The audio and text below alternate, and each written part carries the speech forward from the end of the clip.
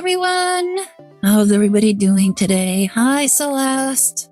Are you having a good morning? Oh my goodness, how late is it for you right now?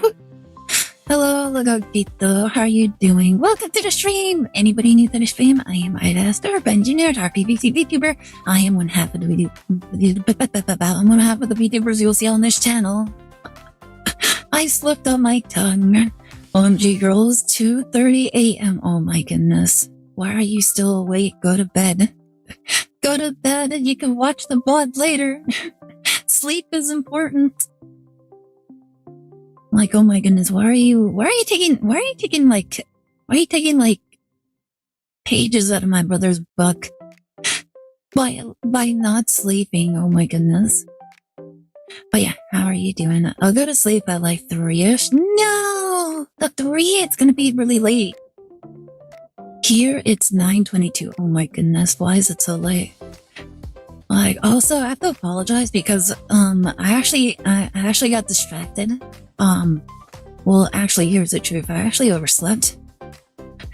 So, I was feeling, like, really tired from work today, and so I actually took a nap. And then, my brother was supposed to wake me up like an hour ago. Unfortunately, he got distracted. And then he's like, oh shit, I have to go wake up.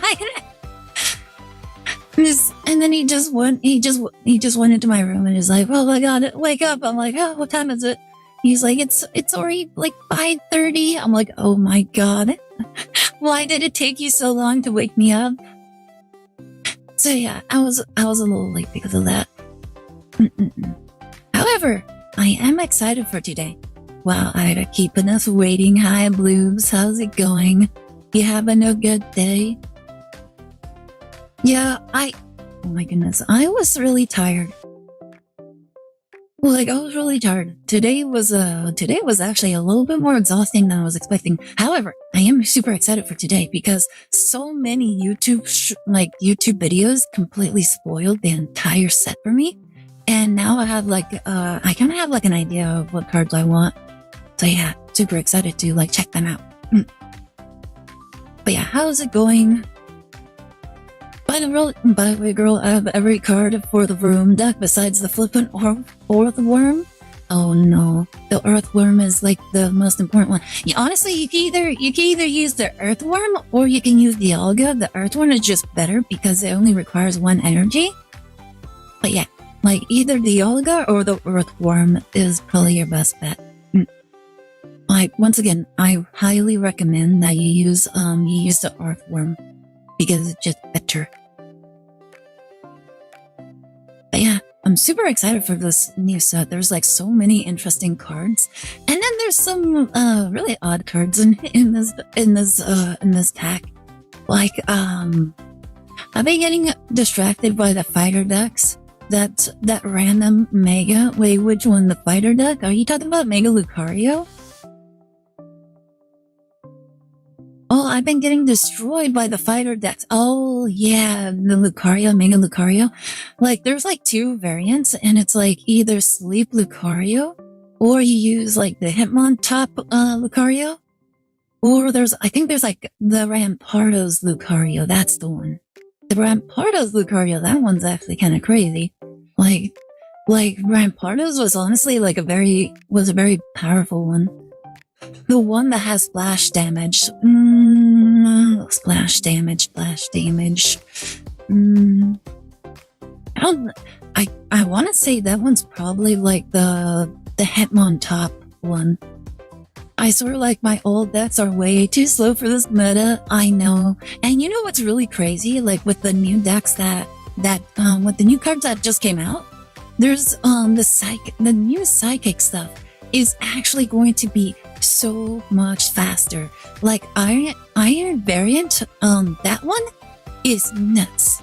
The fact that it takes away like 1 colorless energy requirement in order to attack with one of your future Pokemon is wild. I love Psychic so much, girl. You know, I'm a Gengar girl. Oh my goodness. Well, the Mega Gengar one is actually a dark type, if I remember correctly. Like the old Gengar, that one was a psychic, but like the Mega Gengar, that one's a dark attribute, which I thought was kind of weird. Like I did think that was kind of weird, but hey, dark is dark. Like honestly, it probably would have been way better if it was a psychic because of the Bealt spell, the one they swapped them. Yeah, they swapped them. That's why Ghastly, Haunter, they're all dark attribute. Yeah, it was actually surprising. I'm like, wait, why are you dark? Like, does Gengar actually change like its attribute when it becomes Mega? I actually don't know. I never actually used Mega Gengar. I got my old full border one. Ooh, I also have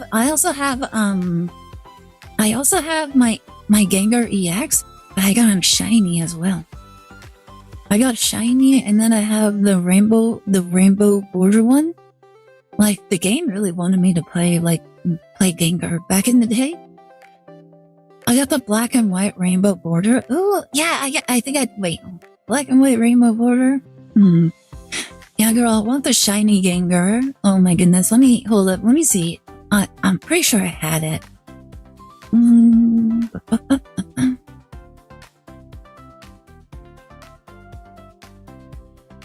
Here you go. Yeah, we can just jump right into the game, honestly. Like I think we're fine with the chatting thing because I kind of want to jump right into it, to be honest. Yeah, here we go.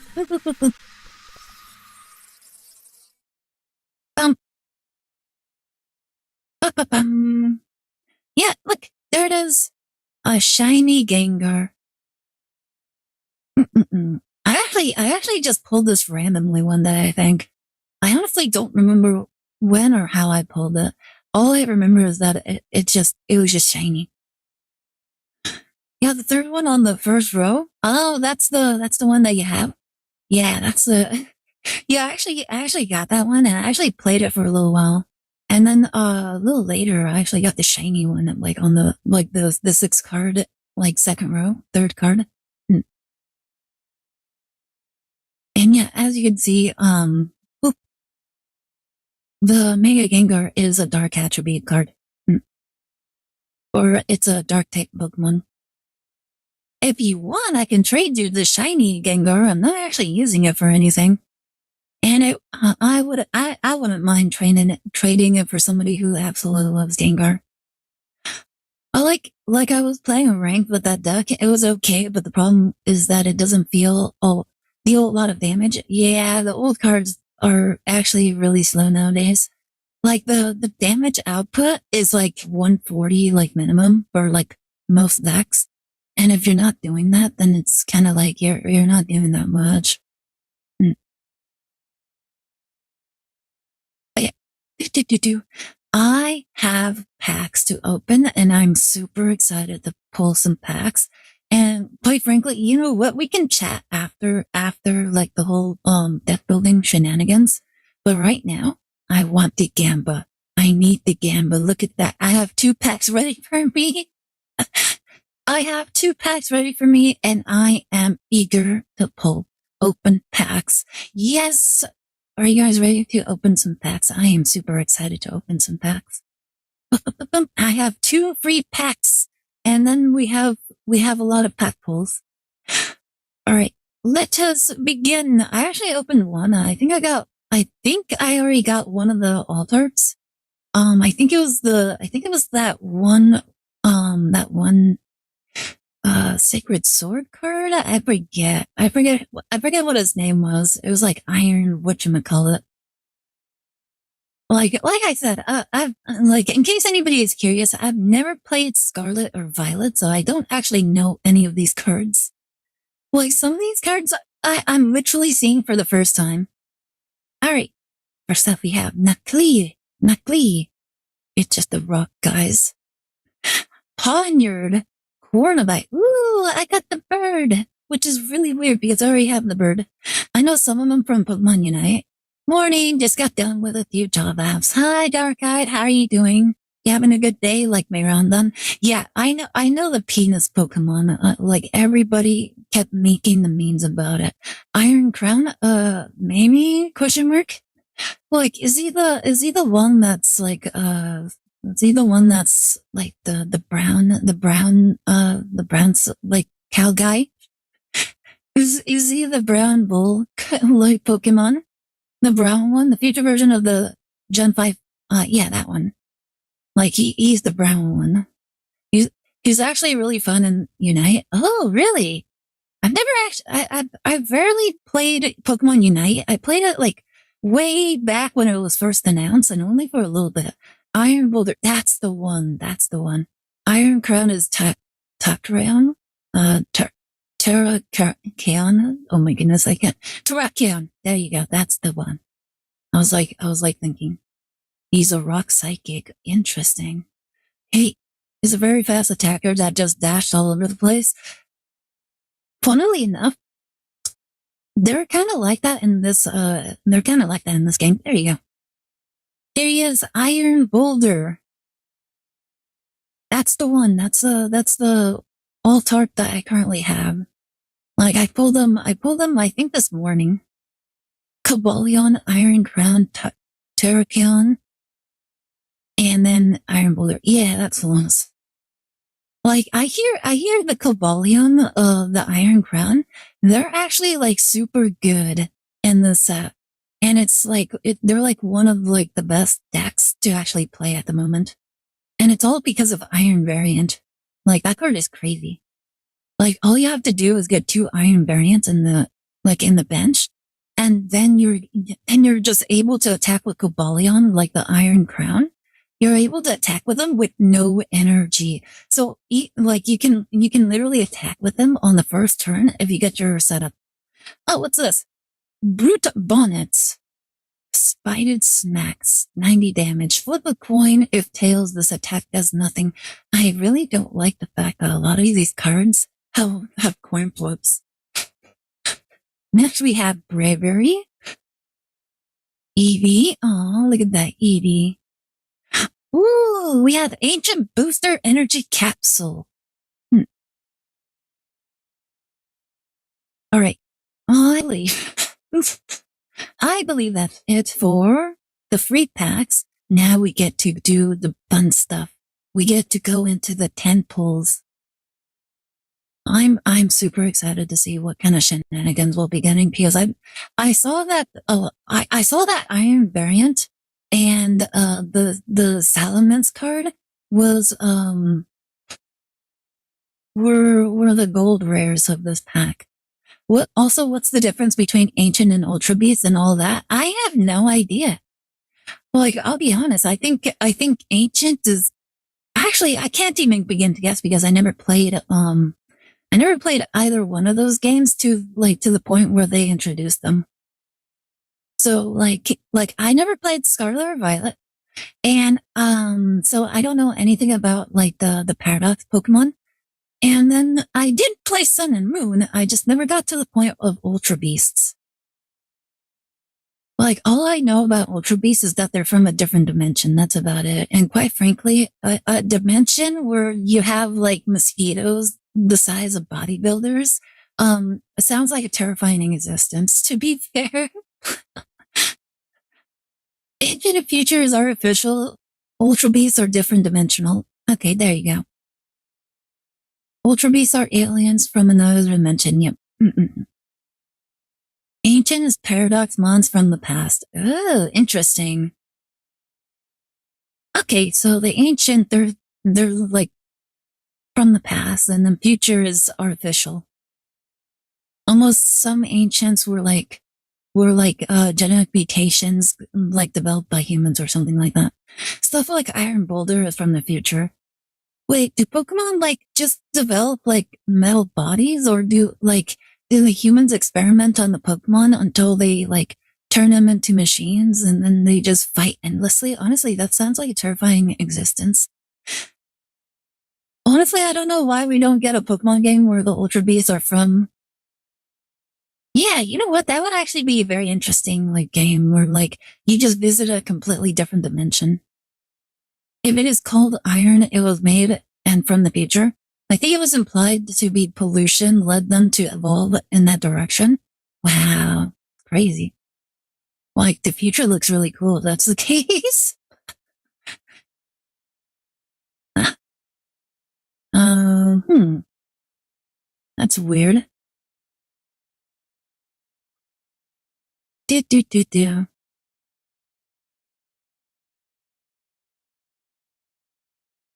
I could have sworn I got more.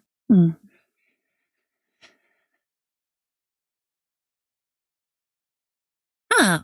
That's weird. They did not go through. I'm like 90% certain that I did get some Poke Gold. Give me a second. Do. I might get logged out in a minute. Oh, what the? Apparently I got like a payment interruption. Oh, thank you so much for the shush. Imagine riding Iron Boulder to battle. That would be so cool. I think yeah, that would be so cool. Like be like riding like a motorcycle, like a bull motorcycle. That is so weird. Apparently I would look too good and not villainous. What do you mean? All right. I think I might need to reload my game. Give me a second. Oop.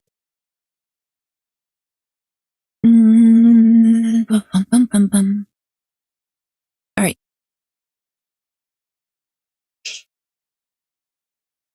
I need to reload my game. Oh, wings! Oh my goodness, people are using all my redeems. All right.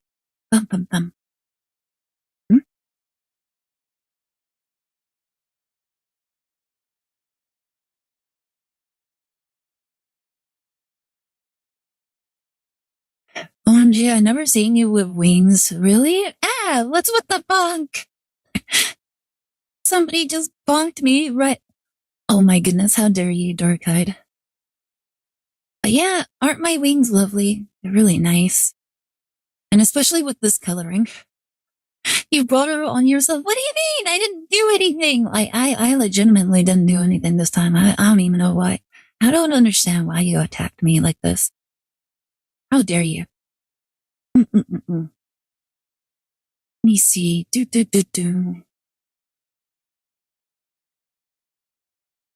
Oh, there it is. There we go. I am logged upon back in. And now I have my gold. Now we can actually pull some packs. Are you guys ready?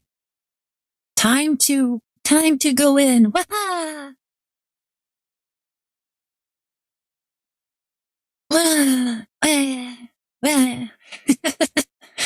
Okay, wouldn't go bye-bye. I couldn't see.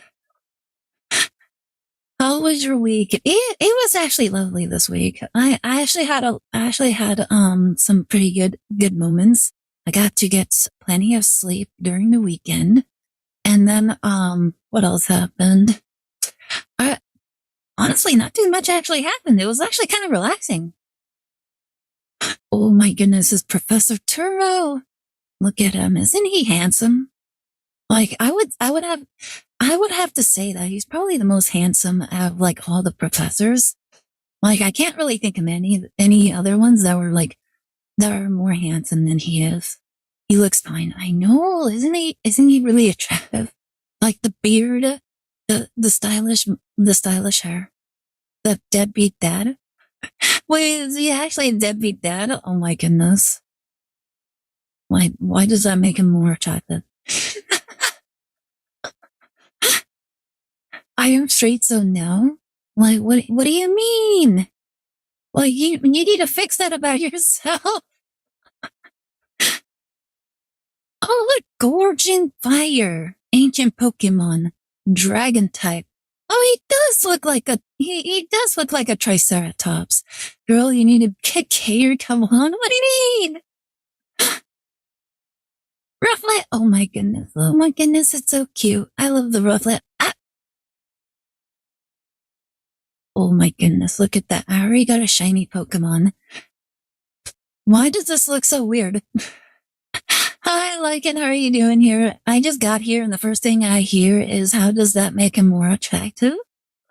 I see Ida's thirsting over deadbeat dads now. No, don't believe people like that, okay? like I didn't know he was a deadbeat dad like when I first saw him, okay? I just really thought he looked very distinguished. Schwablu! Hornivite, Glimmet, Iron Thorns, like the metal Tyranitar. I mean, why are all these Pokemon, why do they not have evolutions? Is it because they're just machines and they're just in that state forever? Her type is the dad who went out for the milk and cigarettes. The more you know. Oh my god. Like, no, I do not care for them. Also, I just got another Iron Boulder. Look at that. Future. Oh, oh my goodness. What do we get this time? We have Sneasels, 2 Sneasels apparently. Juliana. Who's Juliana? Put a random, say 2 Pokemon from your deck into your hand. That's kind of lower. And then we have Floatzel. We have Halucha. It's the Mexican bird Pokemon. Girl Protag. Wait, there's a female Protag. Wait, there's a female Protag named Juliana. Because the Paradoxmons are directly yeeted from the past, future, and because of that, they can't be bred. Oh my goodness, we have to fix that. We have to breed all those Pokemon. Like, if anything, I think it's more possible since, the ancient Pokemon, they're a lot more like primal, and so they're a lot more feistier when it comes to like breeding. And then, we have the future Pokemon, which like, they can be reprogrammed into breeding. Iron Leaves, let's go. Like, this is, I'm actually kind of looking forward to like doing like the iron Pokemon. Juliana, because the region is based on Spain, so she's Spanish. Oh my goodness, that's terrible. I'm so sorry she has to live in such an existence. Iron Leaves looks cute. It doesn't she? She looks really cute. I really like her. Yes, Halucha, the speedrun bird. Wait, the speedrun bird, what does that mean? Gotta breed them all has a very different meaning when you say it to people. Like, that's just the thing. Like, society needs to be more accustomed to like the idea of breeding. Oh my god, look. We got another Iron Leaves. That's already one down. No, I already grilled the bloobs about the Vaporeon being white. Oh my goodness, bloobs! Your Vaporeon is still white? Oh my goodness, he's doing his job breeding all the Pokemon.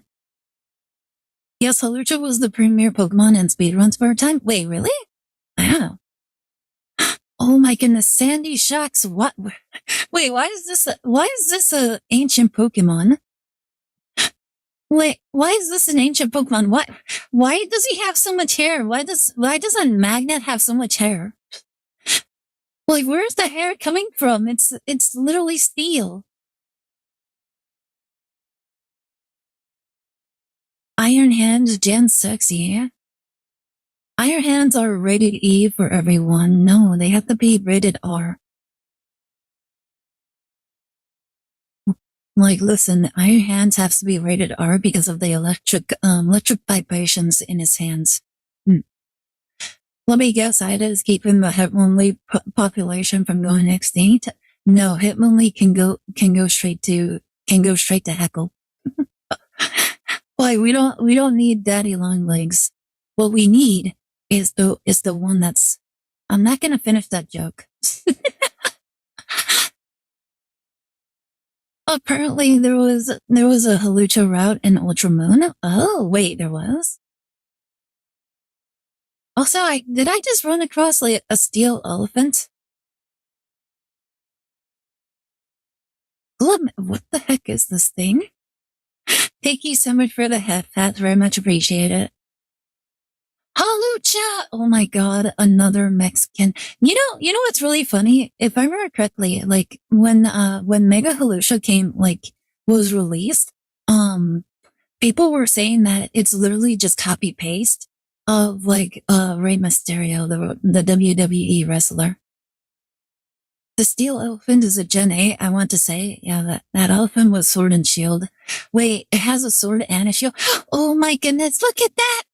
It's Iron Jugulis! What? Wait, what? Jugulis? Jugurlis! Oh my goodness, Jugurls. It's the girls. Oh my goodness. It actually makes a whole lot of sense because they look like a bunch of women, like the very catty women that like every single time you talk, like you pass by them, like they always whisper like really nasty things under their breath, like about you, even though you never interacted with them before. They're like, oh my God, what a fucking whore of a slut. I've never even spoken to you before and I don't even know what you're talking about. Area Zero. Wait, I think I remember hearing about this card. Once during each player's turn, that player may shuffle basic Pokemon from their hand into their deck if they do draw a card. Ooh. Iron Girls is juggling the titanium. I won't finish that joke. Oh my goodness. Alright. Not the best pack, but we did get quite a bit of useful Pokemon. Like the only useful Pokemon I'm actually seeing are the iron Pokemon. Like I still need Cobalion though. But I did want to play around with this one because this one is kind of like Hydreigon, but like it's not nearly as good. Automated combat. This Pokemon is in the active spot and is damaged by an attack by your opponent's Pokemon. Do 20 damage to that Pokemon. So basically it has rough skin. And then it has 3 energy for 70 damage. So not horrible, but it's also not that great.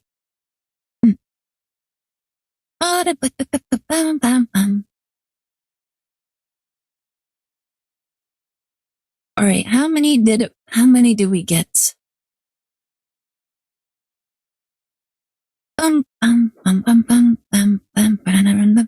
Metal is completed. So we got all the steel Pokemon. Oh, trainers are completed. Also, am I the only one that thinks this is really funny? Like, why wasn't there like any sort of like craziness going on with this card? Like, I remember like Jinx getting like a lot of backlash. How come I never heard anything about this Pokemon? It's a tadpole, but did you see what it looked like? Like, it's like, why didn't anybody say anything about this Pokemon? Alright, let's go. Next one. Whoop-ha! Ooh, we got 1 rainbow. Alright, let's see. Homo. Alright, we got the capsule because nobody cares about it. You know what? I think that's fair. Like, I don't think a lot of people really care about the Pokemon. That, and it just goes to show that the people that actually care don't actually pay. Oh my goodness, wait, what is that? Oh my God, guys, what was that? Oh my goodness, what is that? Oh God, what is that? Oh my God, what is that? Okay, everybody calm down. Calm down. Oh my goodness. Terrapugos. Oh my goodness, it's so shiny! It's a turtle! It's a shiny turtle! Look at the turtle, it's shiny and it's a turtle. Like, what more could you possibly ask for? The mythical of Gen 9? Ooh. It's so shiny!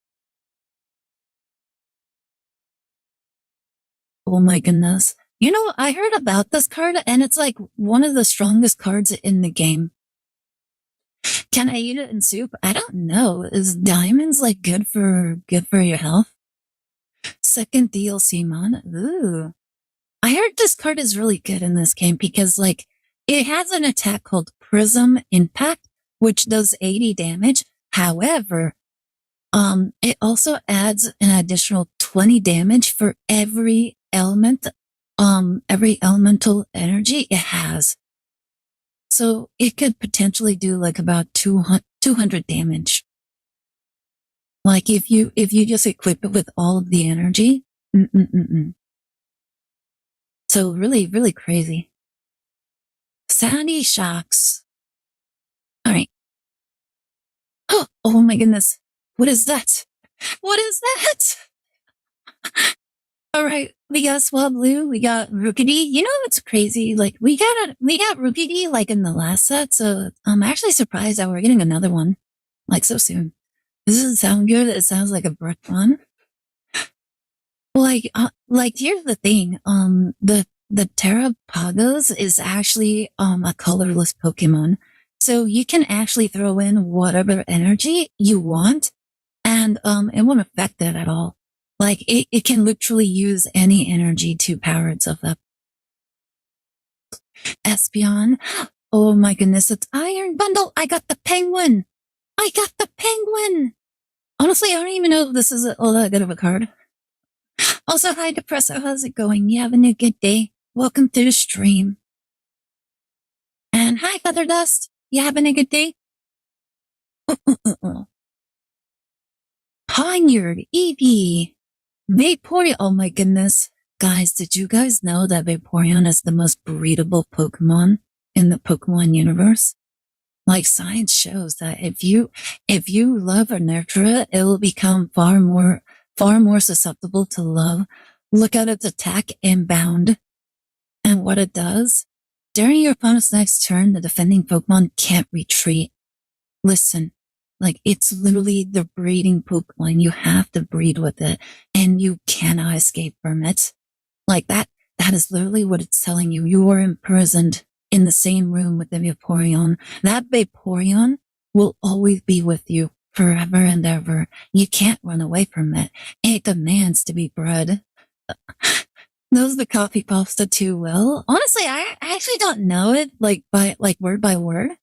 But I would gladly like learn it word by word.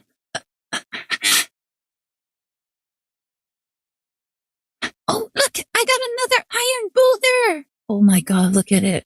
It's so iron. She'd be speaking it like the gospel. Oh my God. Farafariga.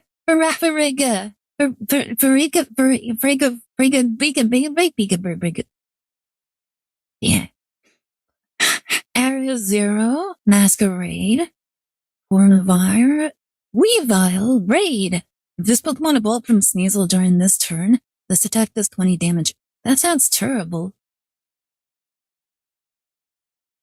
Alright, we got Pomo, Sneasel, Sandy Shocks, Knuckle, okay.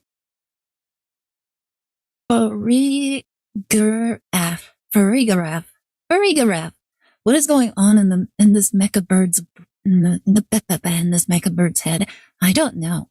Like, why are you asking me questions I can't possibly understand? Hey, look, it's Sableye. Like, this is actually really good with the Terraparago thingamajig, the turtle. Because this Sableye, it actually makes sense now. I was actually wondering why they gave like an energy charger to a Pokemon like this. And not only that, but like, why is like it gives you like random energy? And quite frankly, it's like now it all makes sense. You're supposed to use Sableye with the turtle in order to give it like as much energy, as much random energy as you possibly can. Time to look inside your head. Stay out of my head. You're not allowed in my head. Me. She is a woman from the ancient times, not even Gluckstones. Oh my God. Oh my goodness, I got another iron bull. Like the bowl is telling me something. I think the feature is telling me something. Oh, I got another thing. Gorging fire. And iron thorns. Ooh. Alright, I actually don't know what this 111 Pokemon does. Let's see. This one. Iron Moth. Thermal Gas. Oh, that's right. This is the coin flip Pokemon. So you basically flip 3 coins, and if you get all heads, then you deal 130 more damage. So yeah, really, really silly Pokemon. Like the fact that you actually need to flip coins in order for it to even do that much damage. Which in this game, you should never depend on coin flips ever. Coin flips are just terrible. Alright. All the cards. Fire type completed. And we got 1 row, and we have water completed. And we already have 1 immersive art, which I think is really lovely. Like, I was actually curious about, like, trying out the turtle duck, because it just sounded really silly. Look! Glittering like jewels. Over 1,000 pounds? Wait, those things are 1,000 pounds. Oh my goodness, why are they so fat? They need to go on a diet, guys. It's not a healthy weight. Alright, next 10 pack. Let's go. Bum, bum, bum. Alright, time to open the packs. Boom. Wapa! Oh my goodness, that was like 2 of them. Alright. Oh my goodness, what is that? Oh my god, what is that? What is that? What even is that? Oh my god. Wait, what is this? What? Is this Donphan? Great tusks. Shaking stomp. This attack also does 20 damage to each of your bench Pokemon. What the heck? You judging this 1,000 pound newt? You're not 1,000 pounds. Newts don't weigh that much. They're only like a few ounces. Like, if anything, you're probably lighter than the Gecko. Of course, it's not Donphan, and clearly it's Great Tusk. But it's generically it looks just like Donphan. I mean, look at its tusks. Look at its elephant little face. Like, it looks like if Gengar and Donphan bred together and had a baby. I don't see it. Like, it's legally distinct Donphan. It's Donphan Paradox form. But it says it's not a paradox, it's an ancient book. It says ancient right there. Do you not see? Do you not read? Like, I know people don't know how to read, but do you not read? Ancient is past. So obviously it's the past Donphan paradox. It was a boss monster and his competitive Pokemon. It is? Oh my goodness. Oh my goodness, look at that. It's me right done. Oh my goodness, this is actually really good. I am not Glutz, I can read it, but Glutz can also not read. Boop. Iron Jugolis. Raging Bolt. What is this? Oh, right, the Raging Bolt. This is the funny one that just automatically knocks out a Pokemon. Mask. Oh my goodness, guys, we have another one. It's Fluttermane! Oh my goodness, I love this card. Like, I just think it's really cute. Like, I know, like, honestly, I don't think this Pokemon is all that good, but like, I just think it's really cute. Boop. Nuclee. Fluttermane is a freaking menace in VGC, then why is it so bad on TCG? Iron Moth. Do you think it's bad in TCG because it's so good in BGC? Like, is that why? Did they need to like nerf him in some way? I was too happy. I guess you got a date, or Artemis did something to make her happy. What do you mean? I didn't do anything. Like, I'm just playing because shut up. I'm not happy because I'm gambling. Ooh, honestly, I kind of really like some of these cards. They're really interesting. Oh, I got a different card in the. Ooh, look at that! I got Juliana, like full art Juliana. This is what is known as a tsundere. I'm not tsundere. Not. Says every gambler in a casino. Listen, it's only a problem until I run out. She'll be happy if the category is now TCG Pocket. Oh, you know what? I forgot to change that. Thank you for letting me know, the Shinx.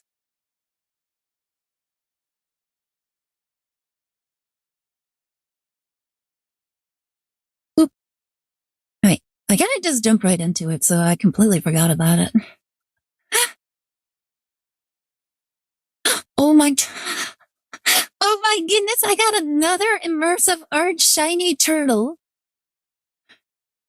She never runs out. Glex is there. Oh my goodness. It's only a problem until I run out as wild. Hey, Ida, what's up? What's up, not so sneaky? And soon Glex will have to pull some. Yeah, he's gonna have to pull some. I'm gonna make sure that he gives me all of his cards. Is this gonna be a repeat of the immersive art Charizard Day? Perhaps.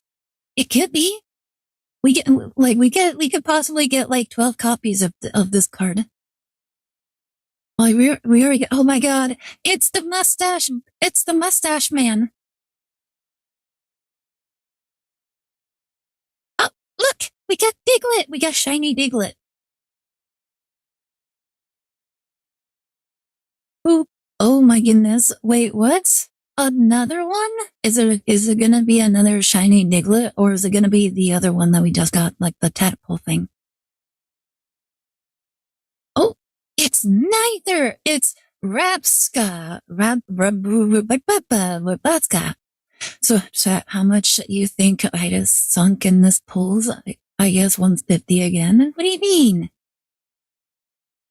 Like, I haven't done anything, okay? Pokemon Pocket just really nice to me. Literally a dung beetle. It looks like it. All right. But yeah, we actually got a lot from this poll. Nice. All right, let's go.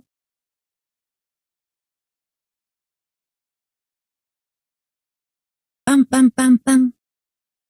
We have collected 15,000 cards. The number 15,000 brings to mind toxicity. Isn't that just really funny that it just brings up toxicity?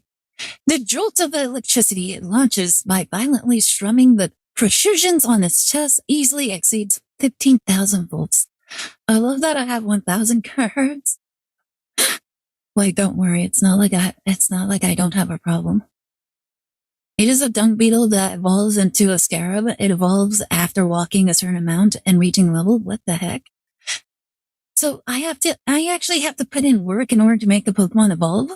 That sounds terrible. Like, why can't it be easier and just evolve on its own? Pokemon that resemble dragons, Pokemon with long necks. Collect 3 Screamtail cards. Gen 9 has some moronic evolution conditions as per usual. Oh my goodness. Like, what are some of the crazy, like, what are the craziest ones that you guys know of? Because wasn't the squid one, like, you had to turn it like upside down in order for it to evolve? Ooh, okay. I don't know if we'll actually get anything from this pack. Ooh. Another Halucha! The dolphin needs a friend in order to evolve. Wait, the what? The dolphin? Wait, really? Wait, is that the one that like masquerades as like a hero? There's like 3 mons you need to walk around with you outside of battle after walking enough level up. Oh, this is the one I wanted to try. I wanted like really badly.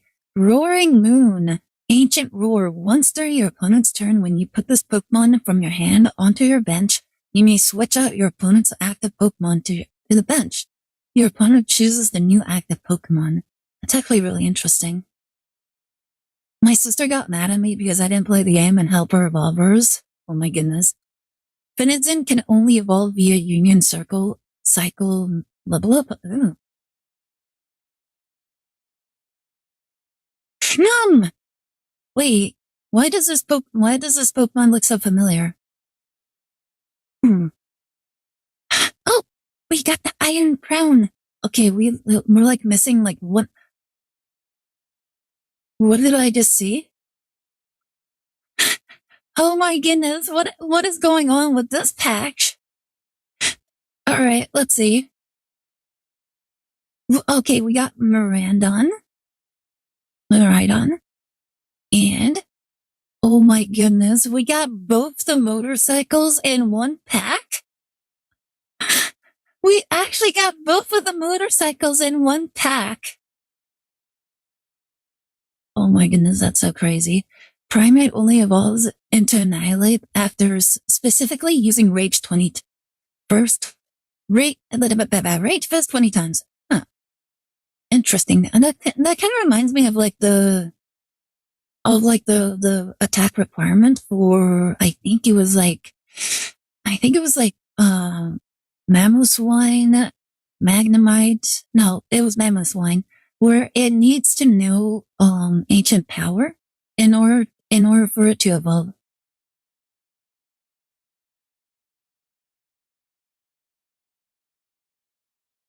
Primate evolves. Oh, Iron Hand! Oh my goodness, it's a robot sumo wrestler. Like, look at this, guys. This is the future. Sumo wrestlers are going to become like robots, and they're gonna have like electric palms. So like every time they push you, they're like shocking you each and every time. It's like these could be like the emergency aid people where they just show up, and like when they show up, all they do is like press their palms onto your chest in order to like do the CPR thing. The defibrillator. There you go. Human defibrillators. Oh my goodness. Look at that. It's raining bolts. Look at him. He looks so silly. Bisharp evolves into King Gambit, specifically after beating 3 wild Bisharps that are leading gangs of poniards. Oh. Alright. Look at that. So I got this one. I actually wanted to get this one for my dark deck. Then I want to build a new deck using Iron Crown. I can now upgrade my Magnemite deck with Miraidon. Coridon? I actually don't know what to do with this guy. Like, you can literally put him in just about any deck. And yep, looks to be about it.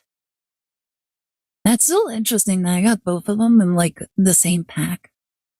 Gimmighoul evolution is annoying. Is bullshit annoying. Collect 999 Gimmighoul coins to evolve it. How do you get those? Do you have to use Thief on every like Gimmighoul that you run across?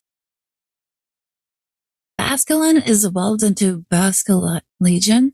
Has to take specifically 294 recoil damage without fainting, then leveling up. What? Nope, he just beat up wild Gimmighouls. Whoa, okay. I was wondering, so like the Gimmighouls, they just drop the coins? How many coins you get is RNG? Just sounds like you need to fight all the Gimmighouls. It sounds like it doesn't it sound terrible when you say it like that? Can't be as few as 1 coin per Gimmighoul or as much as 777. Wow, either there's one issue. Are they rare? The non-chess Gimmighouls are really small and hidden. Oh my god. So they're extremely hard to even find. I guess it makes sense because there are like treasure chest Pokemon, but like they don't want to be found. Because they're like the Lucky Charms guy. They're like nobody can get my Lucky Charms. Like they are my Lucky Charms, and I will literally put a cap in your bouquet if you try to take my coins. Did you imagine Lucky with a clover pistol? Like, oh, you're not getting my Lucky Charms. So you can't just beat them, then wait hours to find them again? Oh my god, really? So it takes a long time for them to like even appear. That's so annoying. Oh, did we get another Koraidon? We did. Look at that. We got 2 Koraidons. Nice. Bum, bum, bum, bum, bum. You gotta find several of them. Honestly, that kind of sounds like one of the pals from Power World, where you can fight like this like little chest monster thing. Another iron bundle. It's a bundle of joy, which I will probably never use. All right, what else am I missing? I'm honestly not too sure what else I'm missing. Oh, I got something else. Glimora. Wait, this is a stage 1 Pokemon. Okay. Shattering Crystal. When this Pokemon is knocked out, flip a coin. If heads, your opponent can't get any points for it. Wait, what? Wait, so you can actually just yoink a point from your opponent if you just flip the coin? That's really funny. Your opponent's active Pokemon is not poisoned. Oh, wow. Has she seen the Narwhal yet? What Narwhal? Oh my goodness, look at that. It's another Terrapagos. Oh my goodness. I need this thing to have like a pog face. That way, like every single time I see it, it's just his face, like doing the pog emo. It's like, pog. Rufflet. Oh, that was the last pack. All right. We didn't get another Terrapagos immersive art, but we did get another Terrapagos. How long until we get another Terrapagos immersive art? Is there actually another immersive art? I actually don't know.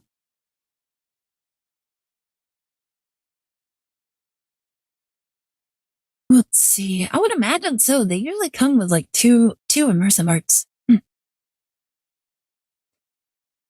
Let me see.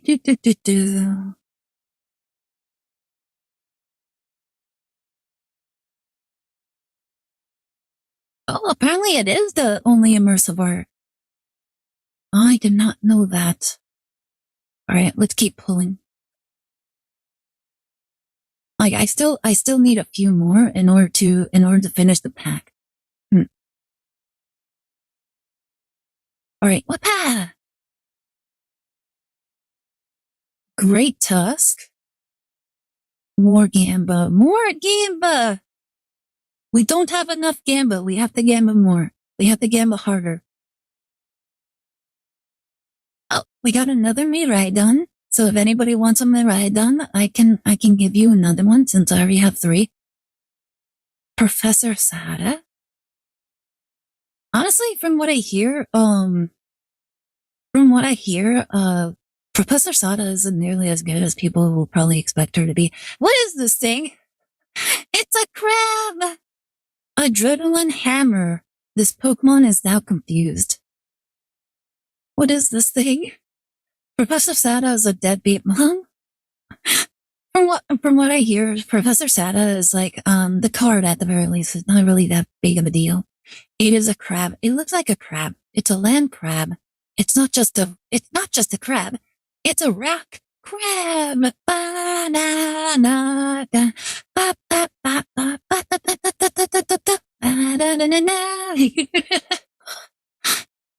Psyduck. All right. I was recalling something with my brother saying something about a Psyduck. You're right, it is indeed a rock crab. Da, da, da, da. Ba, ba, ba, ba.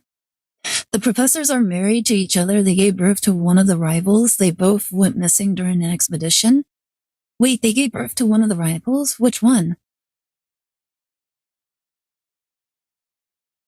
Was it the other one? No Psyduck? No Psyduck. What happened? Arvin? Who's Arvin? I love how you guys throw names at me like I'm supposed to know what they are. The prissy one? Okay.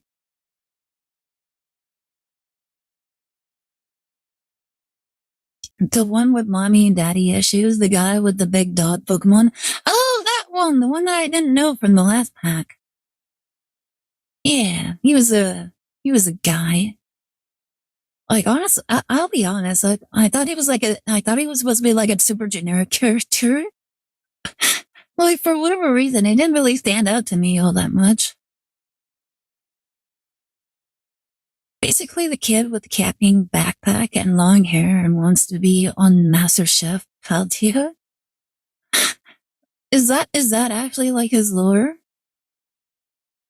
Like, this is my legacy.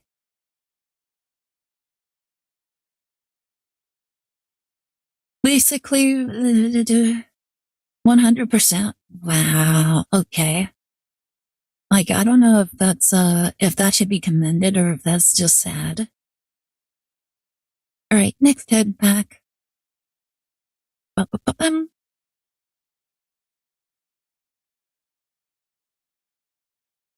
No, his lore is he had mommy daddy issues and his partner, the dog Pokemon, is also dead. So he aspires to make God sandwiches to revive it from near death. Why doesn't he? Wait, what do you mean he's dead? What's wrong with wanting to be on Master Chef Paldea? Like, I don't think there's anything wrong with it, but what? Why is that his dream? Why does it have to be Master Chef Paldea and not like world class cooking with all sorts of people from around the? Oh my goodness! Look, it's their immersive art. Like his partner got so utterly brutalized and crippled. So he has to make magical god sandwiches to heal it. Wow. Look, guys, we got another one. Well, you gotta start small. You gotta start small and easy to meet goals expectations. 3 of 4 Terrapagos are immersive arts. Yep. Really looks like it. You know what the sad thing is? That I can't trade these immersive arts. Like, they will forever be a part of my collection.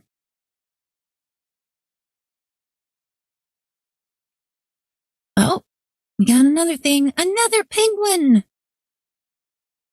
Iron bundle. Oh, and we got the Suicune thing. Why did they become like dinosaurs in the past? Isn't it kind of weird? Isn't the lore with like the legendary dogs? Aren't they supposed to like? Isn't the lore like they were supposed to be like evolutions that died in a fire and then they were reincarnated as like the dogs? So how do they have like an ancient form? It is annoying that there's zero benefit or compensation for getting beyond max legal copies of any card. Yeah, that is kind of sad. Kinda, there were 3 Pokemon brought back from the dead. Another iron bundle. We got 4 iron bundles. And a Raimoon. 8th. Flittle. Honey. So how do they have like ancient forms if the creatures that they once were, they just died? Were these like the only 3 in existence like during that time, where it's like are we like breaking laws of physics in order to create these things? They're alternate realities. It makes sense if you put it like that. It kind of like explains the whole thing with like the Ultra Beasts, where like they're like ultra like different dimensional creatures. And so like that kind of like poses a question of how many alternative realities are there?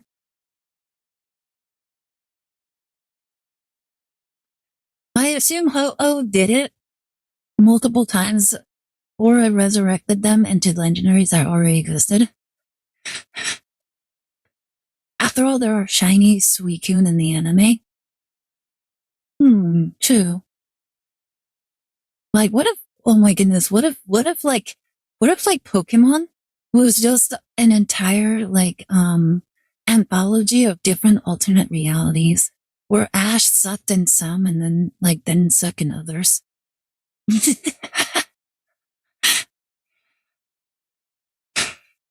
Where in one reality he became the champion, and then in the other reality he's still 10 years old.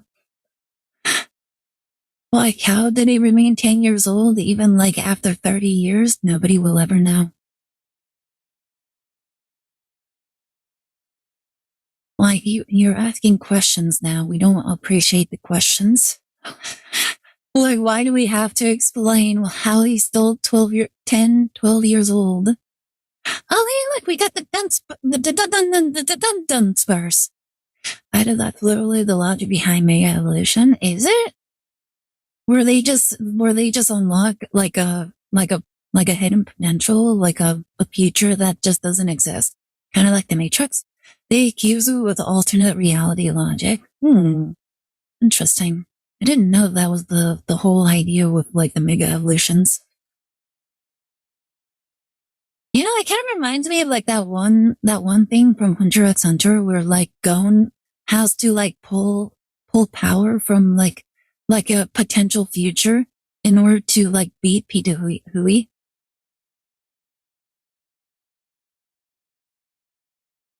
An excuse for why it's not in other games and why something like Mewtwo has Megas.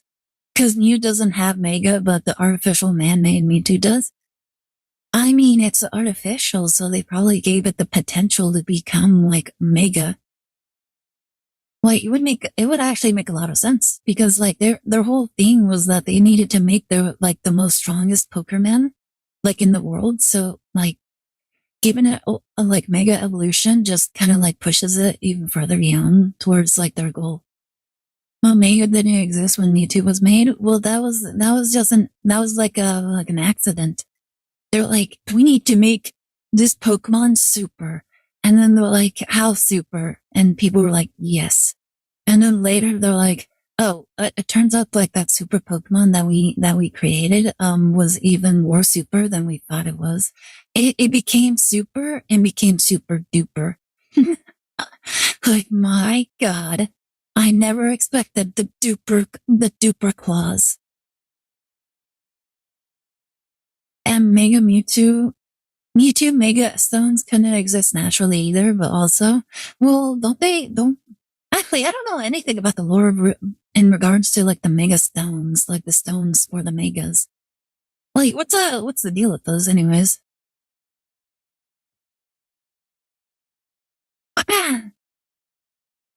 That's literally the only explanation when you consider there's a Mega Mewtwo movie. Oh yeah, I saw that. And that Mega Mewtwo doesn't recognize Ash, and Ash doesn't recognize it. Isn't that weird? It could be because, what do you call it? The lab in Cinnabar Island wasn't the only lab that was actually experimenting with the ultimate creation. And there was multiple labs with various, different levels of success when it came to creating a copy of of Mew. And then, they all incidentally created a different form of Mewtwo, or what they referred to as Mewtwo. And each Mewtwo kind of went on a rampage. So nobody actually got together to realize oh, apparently we created the same freak of nature. Let's see. There can only be one Mewtwo, because fundamentally Team Rocket made Mewtwo, and Mewtwo would have broke into the scientist's mind to learn about other labs and destroyed them, and destroyed any research data about him. I think he was just more interested in just leaving and just living his own life, wasn't he? At least in the anime. Well, he probably never expected that the humans were smart enough to make to actually provide information regarding his existence outside of that one lab. The humans are that smart. They're all stupid. How could they ever think of something? No, Mewtwo very much was about overthrowing humans out of anger. Well, obviously he was. Like, why wouldn't he was like poked and prodded on, and then like all of his clone compatriots were also like experimented and tortured. Also, look, Swapaloo, and it can sling.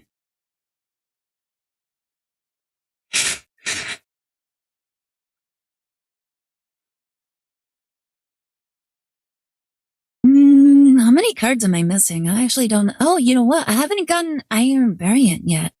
Isn't it wild that we like dug through like so many packs already? We haven't seen a single copy of Iron Variant. Absolute ridiculous. Another Miraidon. We're pulling so many Miraidons. Walking Wake. You know, I hear that the like these three Pokemon, like the three dragon Pokemon, they're actually like they might be the worst cards in like in this pack because they just require so many different like very different and specific like energy in order to do anything in comparison to like all the other cards.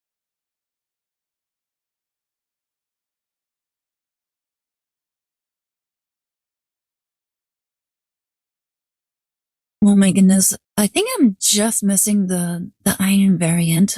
I think that's it. Like that's the only card I'm missing. All right, let's see. Oh my goodness, it's actually that one card. I have 73 of the 74 Pokemon in this pack.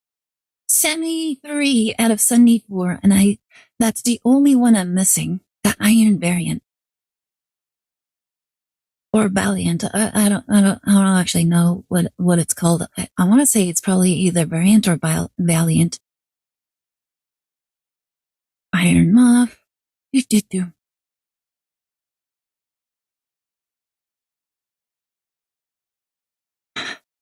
Valiant? Okay, that's what I thought. Like, it makes a little bit more sense. Iron Vengeance. Like, how many Iron Pokemon are there?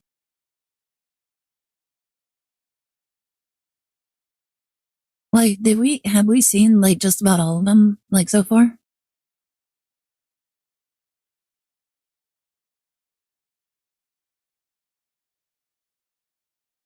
Alright, 8,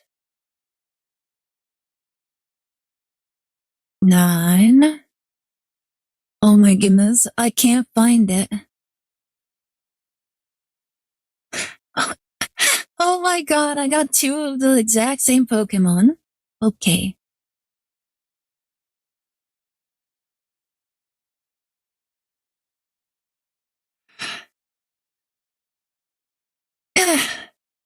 Only this small portion, but people have made some fan made fake iron ones. Oh, interesting. Anything really good? All right. We just need to get one Iron Valiant, and then we could probably just naturally pull, just craft one.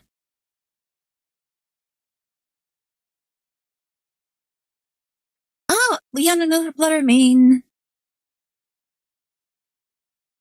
I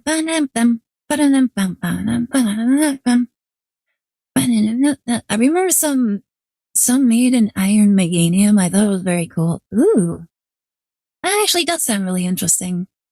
It sounds familiar. Maybe I knew about that. Oh my goodness, another dung beetle.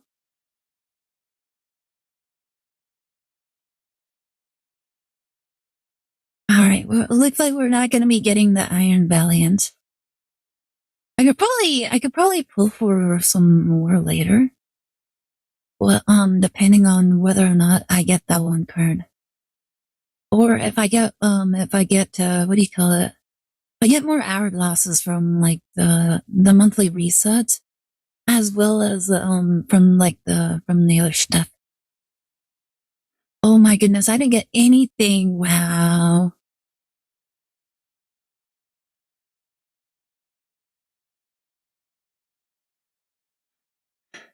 All right, let's see.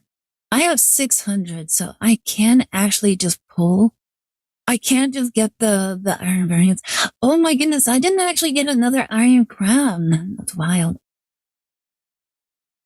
So yeah, this is the one card I was missing in the entire deck or the entire pack. I'll just grab them.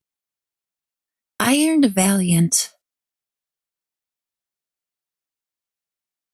Bum.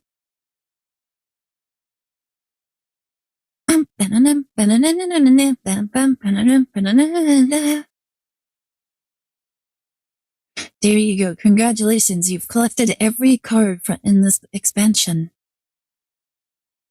Now collect more. Collect more. Spend more money.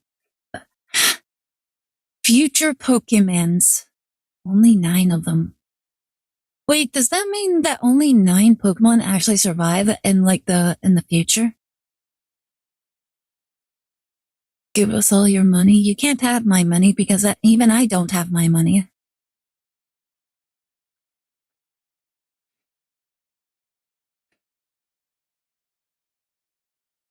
All right. That is it for the packs. That was so many packs. Oh my goodness. All right.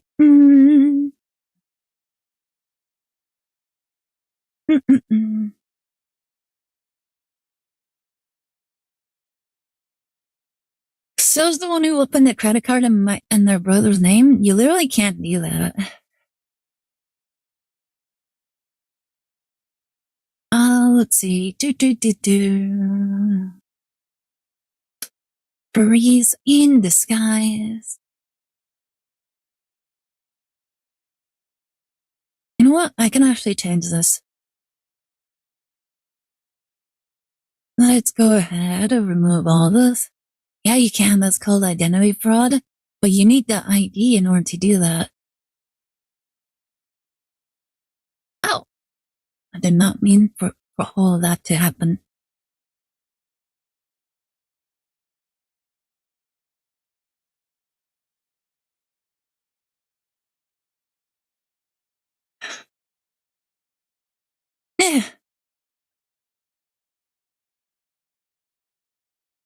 All right. I know my sister's social security number because we were born 6 minutes apart. I don't remember.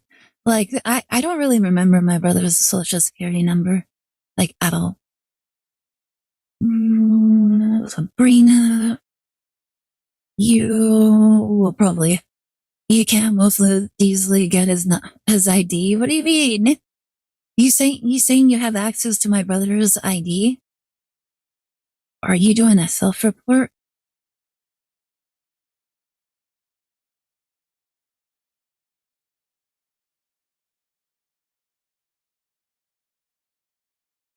Oh wow! I actually got 10 of these. Huh?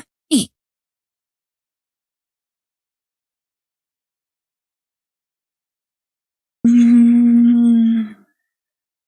That's how I got those. And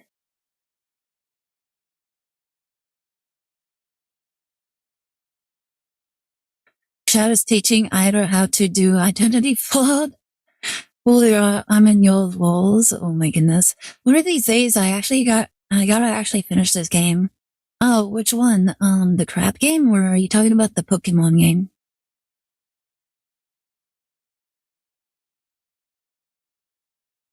You know what? I can easily remove this. A Pokemon fan game? Which one?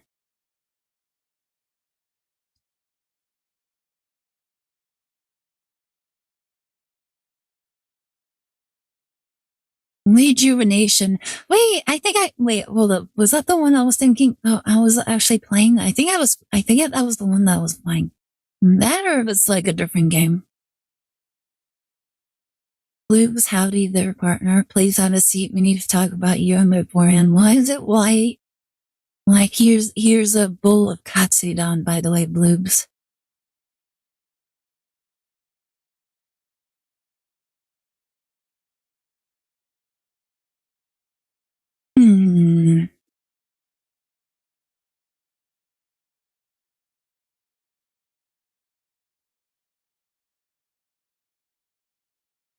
Alright, let's find the psychic Pokerman.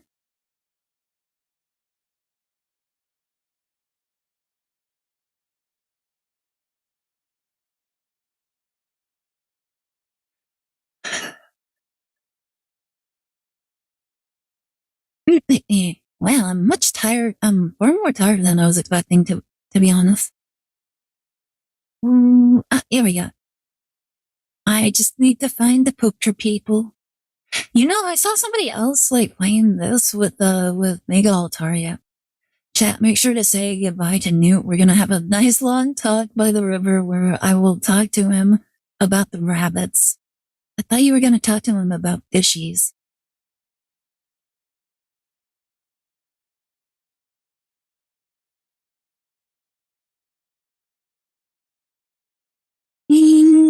What's this one? Oh my goodness, that's actually really funny. Ridiculous. Infinite increase at 90 HP. This Pokemon gains 30 HP for each psychic energy attached to it. Isn't that wild? So we can swim well, but can you swim well with like a punctured lung?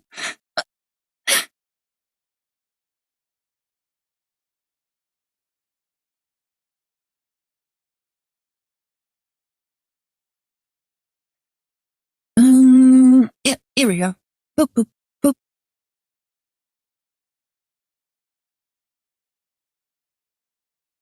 Was there anything else? I don't think so.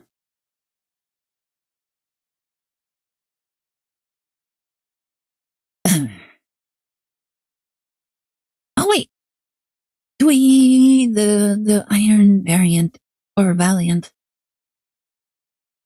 and I think that's about it.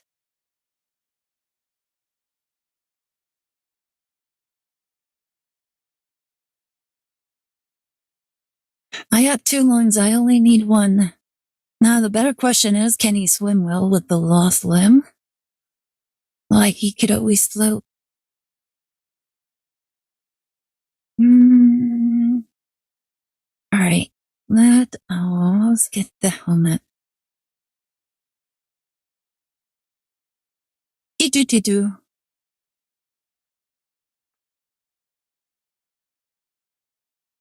It's the Iron Deers.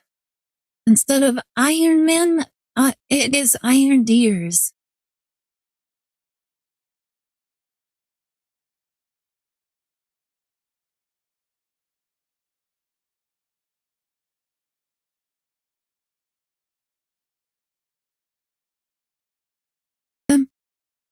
The Iron Bears, the Iron Deers. All right, let's go over here. Go ahead, change you.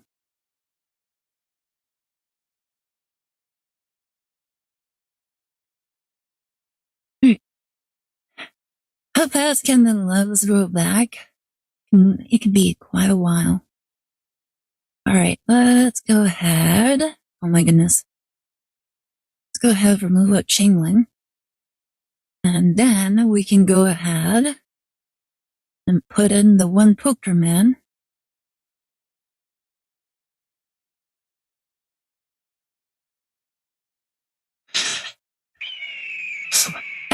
Maddie! Oh my goodness. Welcome! How are you doing? Welcome to the stream. Hope you're having a good time. Anybody new to the stream? I'm Aire Astor, abandoner, her PVC VTuber.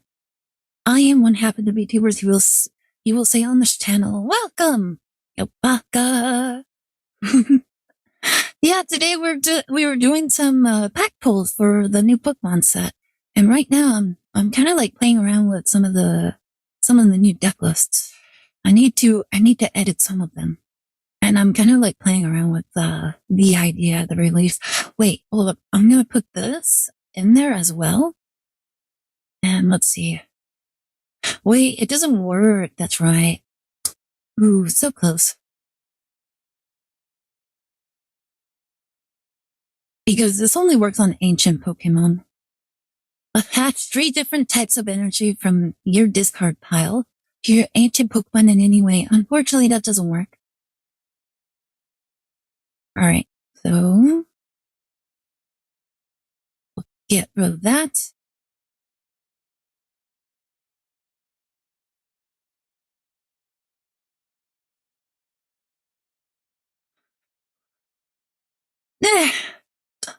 After escape is a bold. What the? Oh my goodness. I literally started reading that when the shotgun came out. After escape is a bold assumption, rags freedom spread around. Oh my goodness.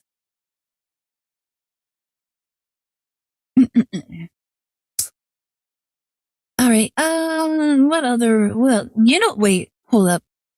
Yeah, there was barely any fire type Pokemon, were there? I think it was just Iron Moth. Yeah, I don't think there was any other, like fire Pokemon included. Alright. The Magneton. We can go ahead and remove 1 and that 1. And we can add in the Miraidon.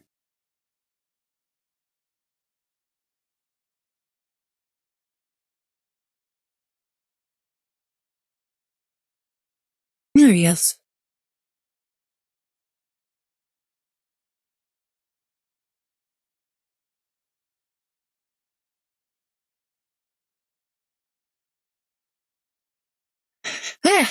Oh my goodness.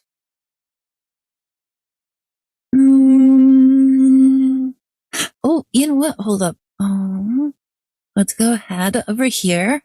There's an item that we need. This one. There you go. They were good with that. Alright, time to play around. Oh wait! My turtle! I need to play around with my turtle. The turtle needs attention. Alright, let us find my turtle.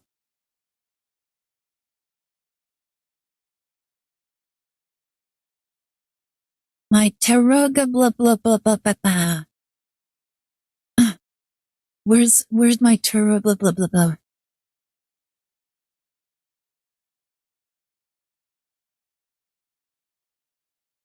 No cards were found.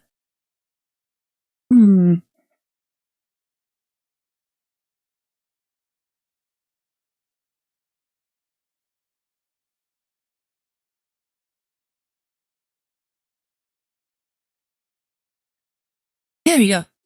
2 turtles. And then, let's see. I need a baby Pokemon. Alright, what else do we need? Retreat cost is 0. Does not have that. Not that. Fire. Alright,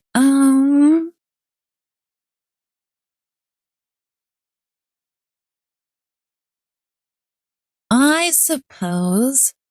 Is there supposed to be big music? Is there? There you go. There you go. Are you hearing the music now? I don't know why it was turned off.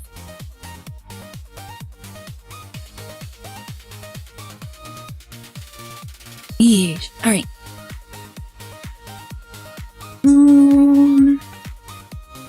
Yeah, let's get a Pichu in there. And then, what else do we need? Oh, you know what? Sableye.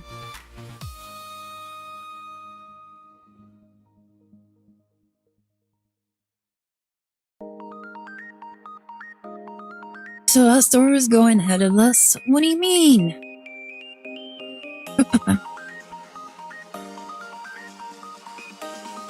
Oh, I need more.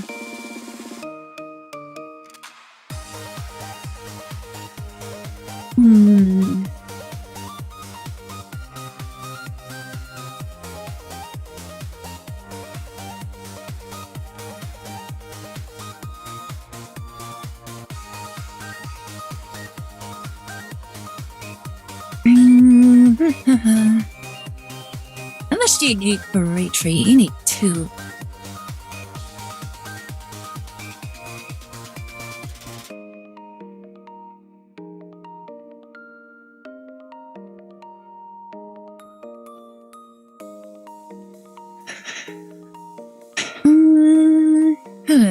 You know what? We should totally get like Team Rocket as well. Wait, can this work?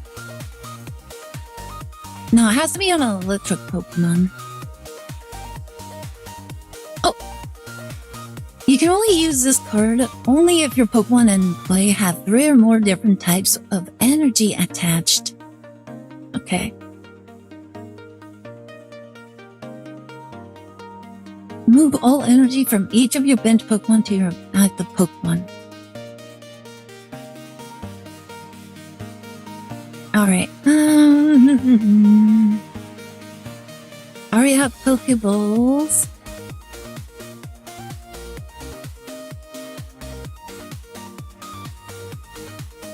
Oh, you know what? Let's get a Nurse Joy as well as Copycats. We can also have a Sabrina.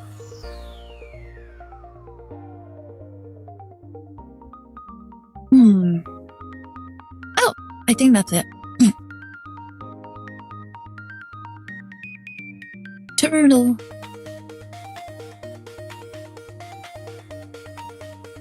Turtle. I can put... You can only have up to 3? That is not fair. Alright.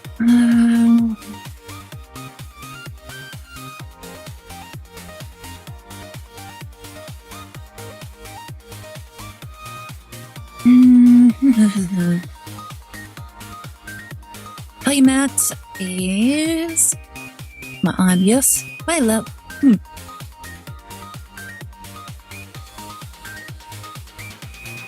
Where are you? There you are. It's been a while. I can only have 3 energy. Right, let's do some solo real fast. Play around with some of these new cards. Alright, that's done. Let's move on to the next level. Need a lightning Pokemon. Did I actually put him around the... Yep, I did. Wait. No, I think we're fine. It'll be fine.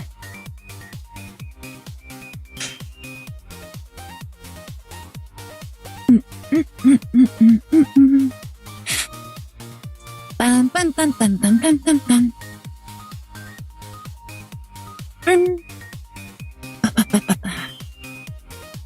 Bing. Alright. I bring out my ting-a-ling. OMG, I'm supposed to be asleep at 3 at almost 4. Why are you still awake? I thought you went to sleep already. Like, go back to bed, Celeste. Get all the sleep. You have to take good care of yourself.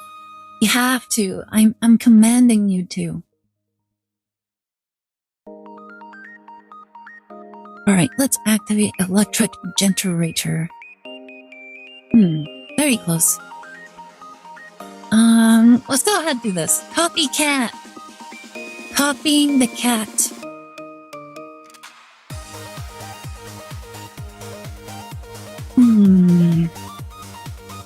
Alright, let's attack. No, I'm gonna go now. I'm getting commanded. You have to go to bed, okay? Take good care of yourself. You have to. Okay? I don't want to hear you. I don't want you to be like texting in your sleep. Go to sleep before I break into your home and steal your seasonings and never use them. Oh my god. Thank you so much for the headsets. Very much appreciate it. Oh wow. Okay. We're gonna bring out Magneton. Put in the energy. That's oddly specific. It's because this isn't Bloob's first rodeo. Like he's done this X amount of times. Anyway, good night. Good night! Have a good time. Mm-mm-mm.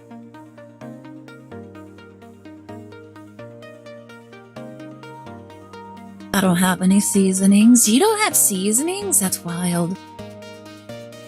I learned a thing or two back in England. Oh my god. What could that possibly mean?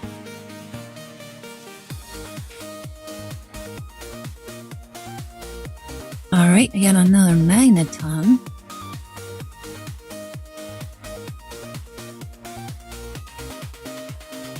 And now we bring out the magnet zone.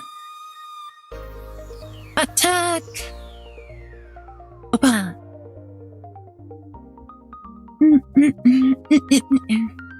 Like, how was things over at London, by the way? Did everybody always have, like, did everyone always have, like, a cup of tea with them at any time?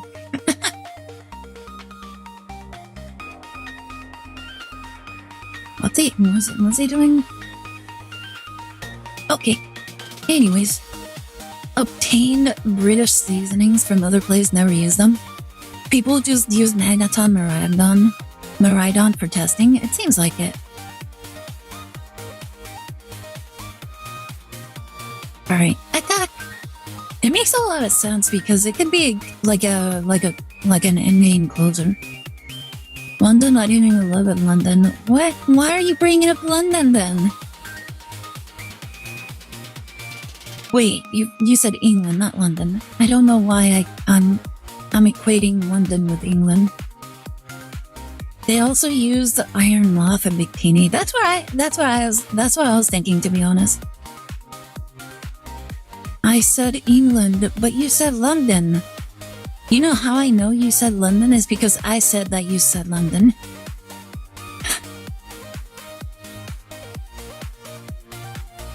Therefore, I'm not wrong. England is my city. Well, English is your city, but London is your country. Right, attack! Bunk. I could have played Miraidon. But I chose not to. Because why not? Bum bum bum bum.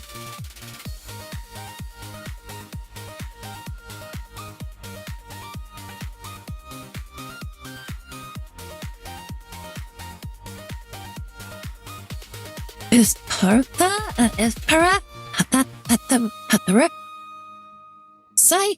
Psychic emu.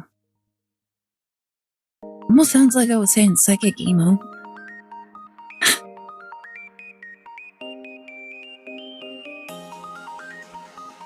Alright, let us go.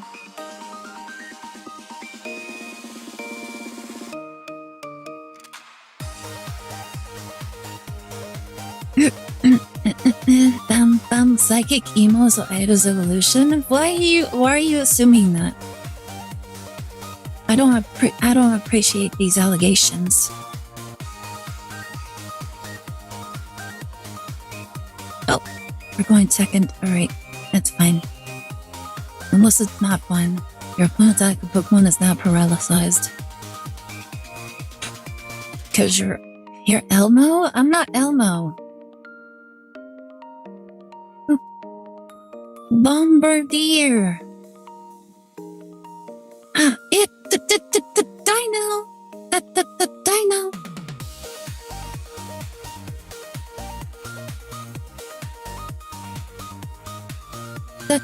Dino.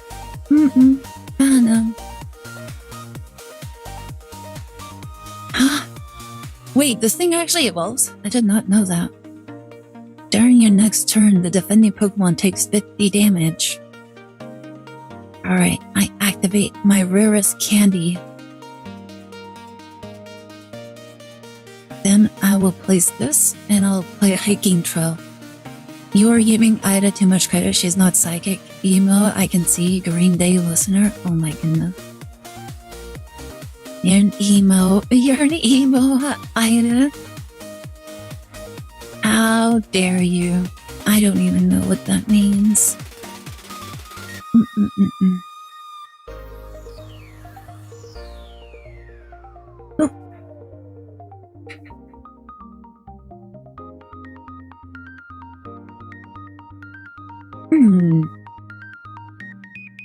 Flip a coin does 20 damage for each head. When me and Blue share a brain cell, the tease the stores. What do you mean? Alright, let's give it to you.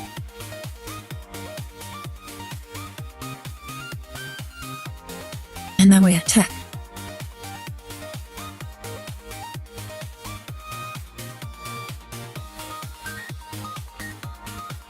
Yeah!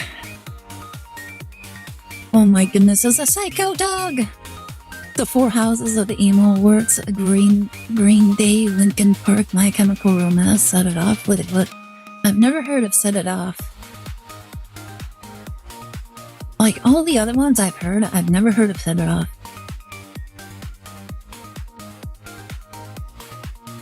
The opponent's Pokemon is now paralyzed. Ooh.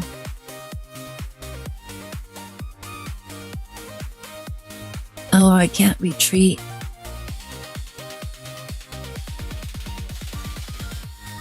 Never heard of Set It Off. I've never heard of it either.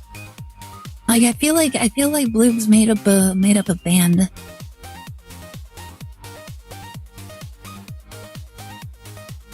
Set It Off I heard a couple of times. I've heard a couple of songs for. There's a Corpse Party A and B with one of their songs. Oh.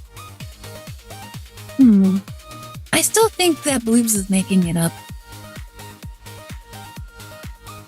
Like something tells me that he's lying.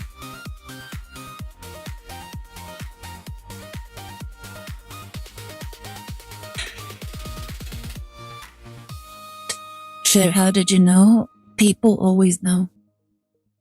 Like, but if not by you, then somebody else will. They will know. They know what you did last summer. They will find you. And you will not be able to escape. I'm just gonna attack. Go, Absol! Bana, bana, bana.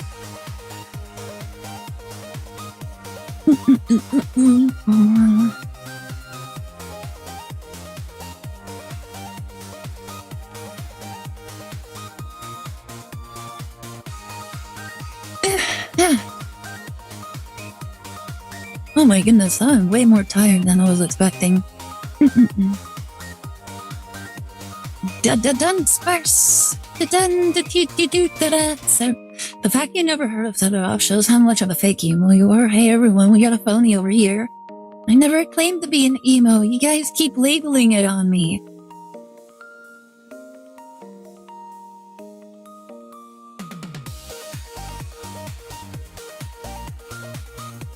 Like, what a contradictory point of view you have. You're like, oh my god, emo, and then you're like, oh my god, fake emo. And it's like, make up your mind. Hagrid said so and so. So which is it, Bloobs? Am I a real emo or am I a fake one? I literally can't be both.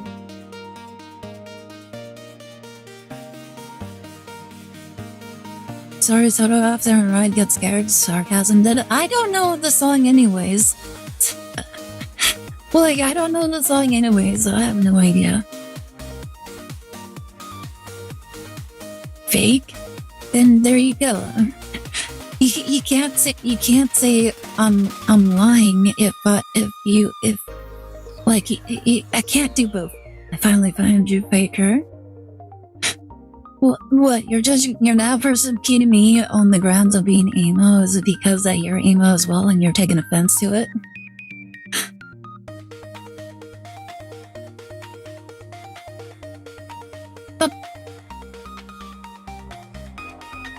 She used the BC era emo, so she wouldn't know. What do you mean? Guys are crazy. People are crazy. Don't understand your weird, bizarre language. Okay. It's not fine, but it's fine. Now I'm punk, not emo, but I know a bunny when I hear one. Never even claimed that you were.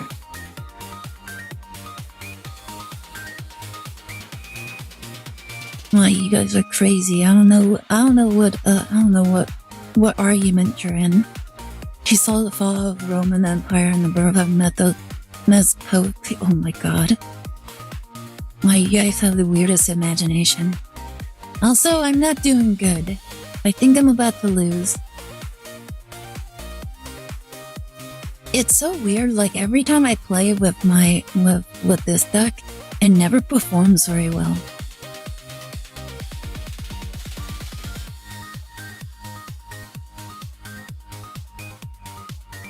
Ida was there at the crucifixion. What are you guys on about?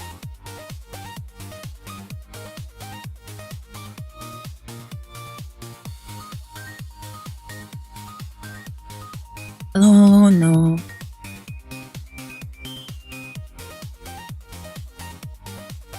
Alright, can we get Riolu?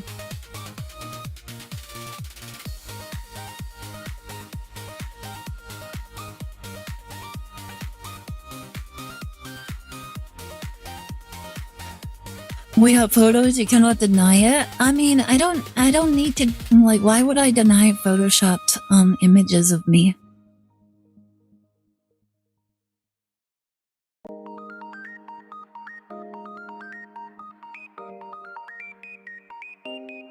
Ida was at the Last Supper. Oh my god, you guys are going way too crazy.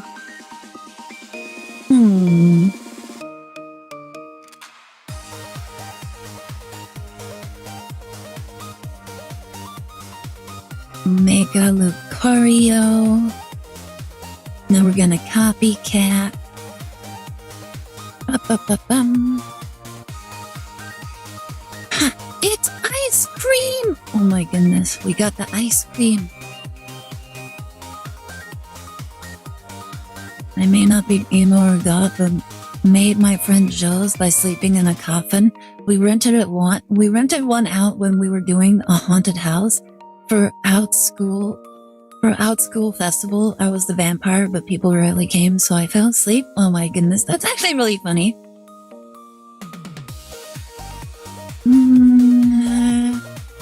I'm pretty sure I can do this. Chris is able to eat tres leches made by Aire. Oh my god. Well, he was not a fan. He was lactose intolerant. Did you guys know that? He also said that there will be one day, like two people who thought they were funny, and that I needed to ban, like on a future platform called Twitch and Kick.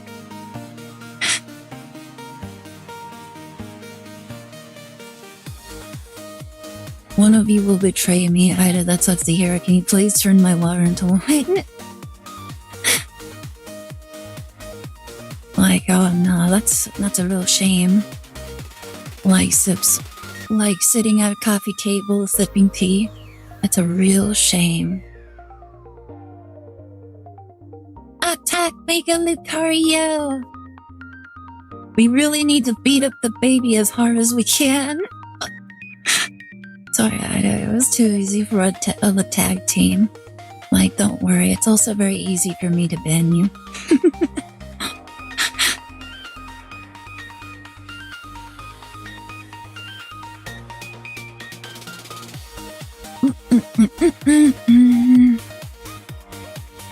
Let's see. Wait, that was it? Oh my goodness, why are there only like 3? Like, I want to play more than just 3. Note to self, Ida holds grudges. I've always held grudges. Like, why do you think my brother never like go out of his way to make me angry? When God said, "Let there be light," Ida was already here. Oh my god. Like, he just turned on the light and I'm like, hey, what's up? Like, it was really dark in here. I'm glad that you finally turned on the light.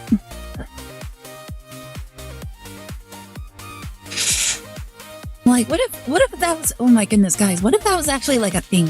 Where like the only reason why there's light in the universe is solely because like God decided to like clap his hands and turn on all the suns. And then when life no longer is like expected to survive, like all he has to do is like clap his hands and then like all the light in the universe just disappears.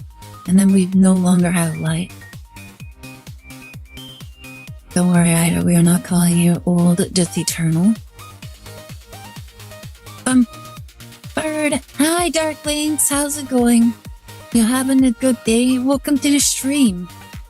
I am being told I am old. Ah, bonk.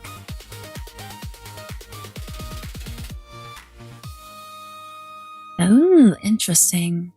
Let's go ahead, put on you. I'm stuck at work. No! Oh my goodness, why is everybody just bonking each other?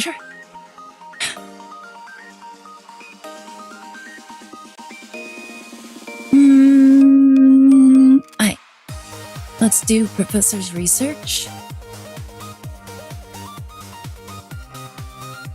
Oh my goodness, this is really bad. I would say eternally cute, but I would be lying. How dare. Attack! Wait, 60 damage? Oh my goodness, that's almost gonna like destroy me. Bonk! Thank you so much for the 7 streak, Depresso. Very much appreciate it. Very happy that there are people that are hanging out here, that are choosing to hang out here.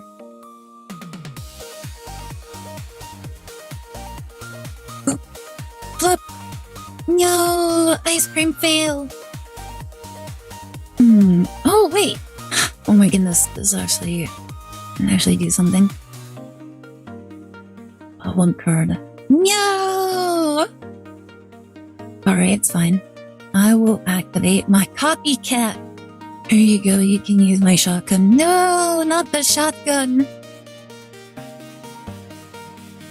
Oh my goodness, I can't find my magnetons. Alright, attack. Boop.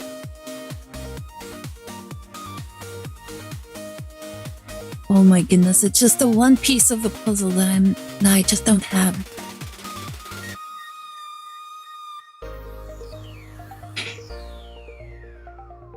Why not the shotgun? Because I don't like the loud noise, that's fine. Wait, what's this? No! Rest in peace, my oratorio. He was so young.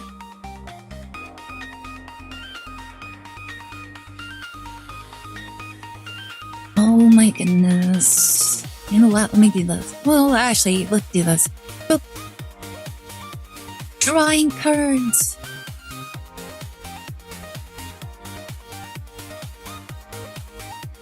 Oh my goodness, I finally got one magneton.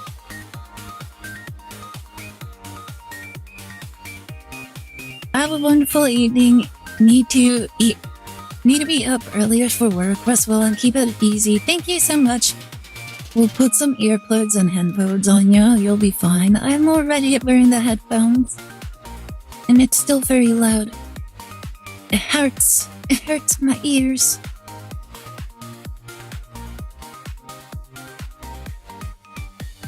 Did I actually use all my things? Oh my god. Wait, what?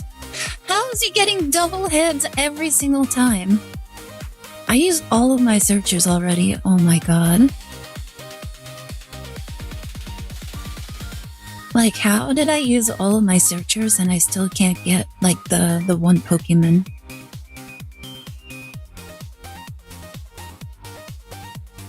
Attack!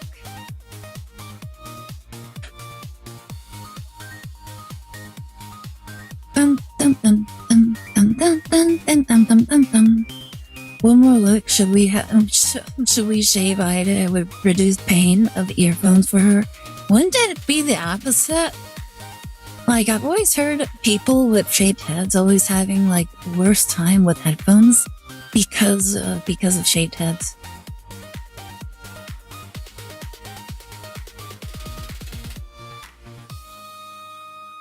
No retreat. No retreat. Only surrender. Oh my goodness, the only 3 cards are in my deck right now is quite literally the Mirandan, the Magneton, and then something else. Here you are. Beanie. You wanna look at it, whatever floats your boat. Oh my god. Kinda weird. Attack Stormblade!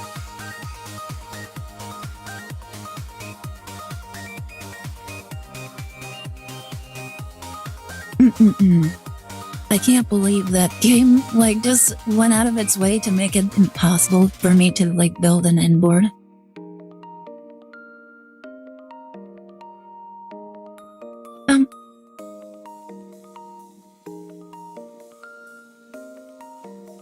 Is that even a lot? What do you mean? The whole leaking thing? She is at best a friend. Oh my goodness, we're friends. Like, there's no take back now, Dark-Eyed.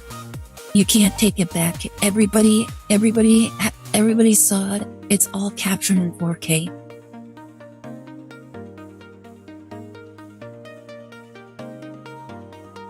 You know what? I'm gonna do this. I want to play this deck because for whatever reason the game doesn't want me to play this deck.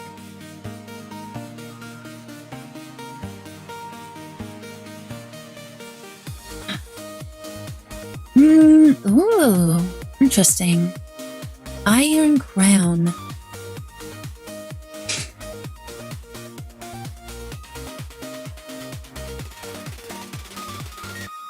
What? Just because you're friends doesn't mean you can't beat each other's cheat? What do you mean? Alright, go, Pokeball. Let's see if we can get the iron. Hell yeah, let's go. Alright. I got 1. Now we can do Professor's Research. Oh, mice got those. Alright. And then I can give you the Future Booster. And I can put this here. And then I can put you right here. Oh my goodness, this is so crazy. Because now I can literally KO the Swablu. Bunk! That's 1 down with only 1 energy.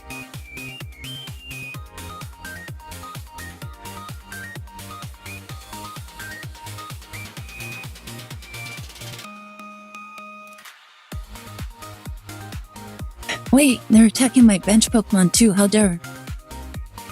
Alright, Professor's Research, go!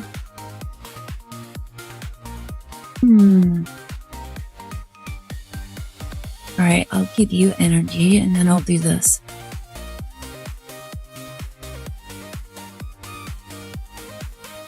Bum, bum, bum, bum, bum.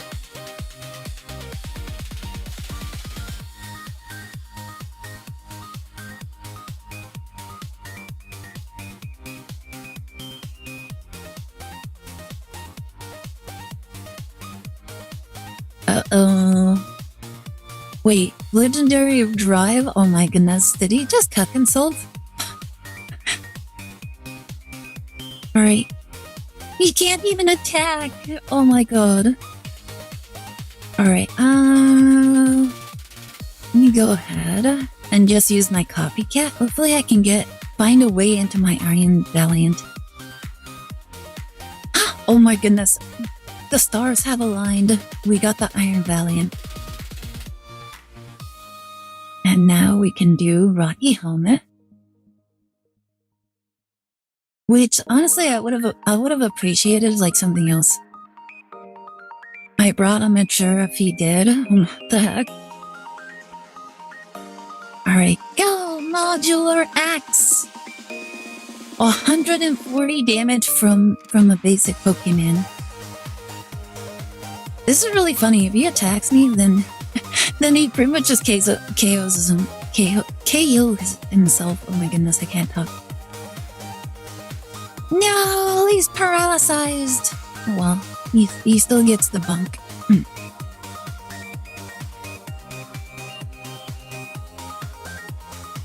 Alright, let me go ahead and put on you. And I'm gonna go ahead and use my Cyrus. Here comes Newt with the steel chair. Of course. Alright, I'm still paralyzed. And he needs 2 energy to retreat to me right on. And now I need 3 energy. Bum,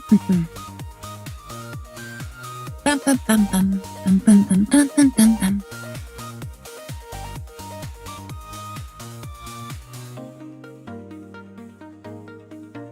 That is perfectly fine. Is Lux ready to take over yet? For what? Alright, go!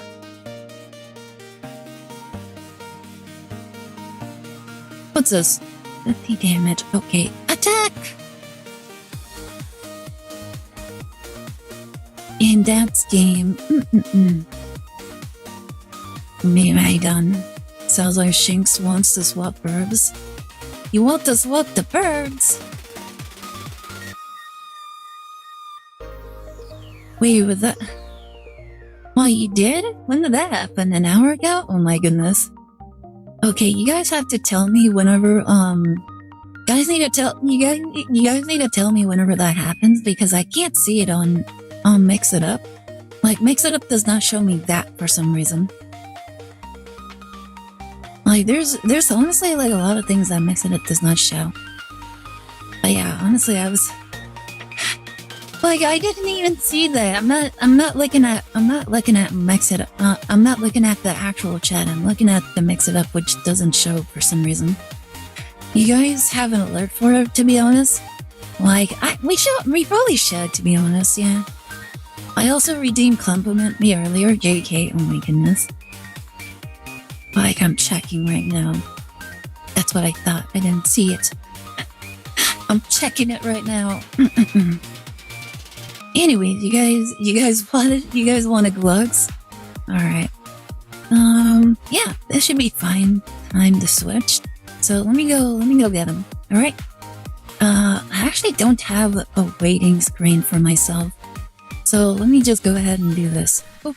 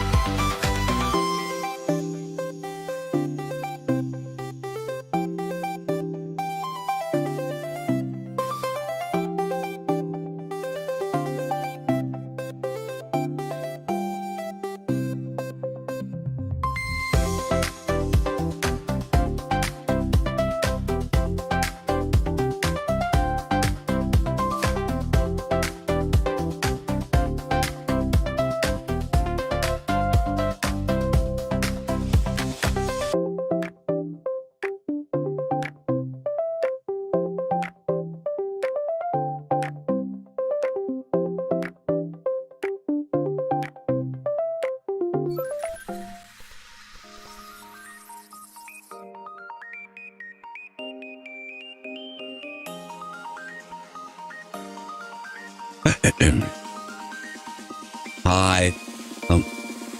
Hello. Hello. How's it going? Hey, it's man. Hey, what's going on?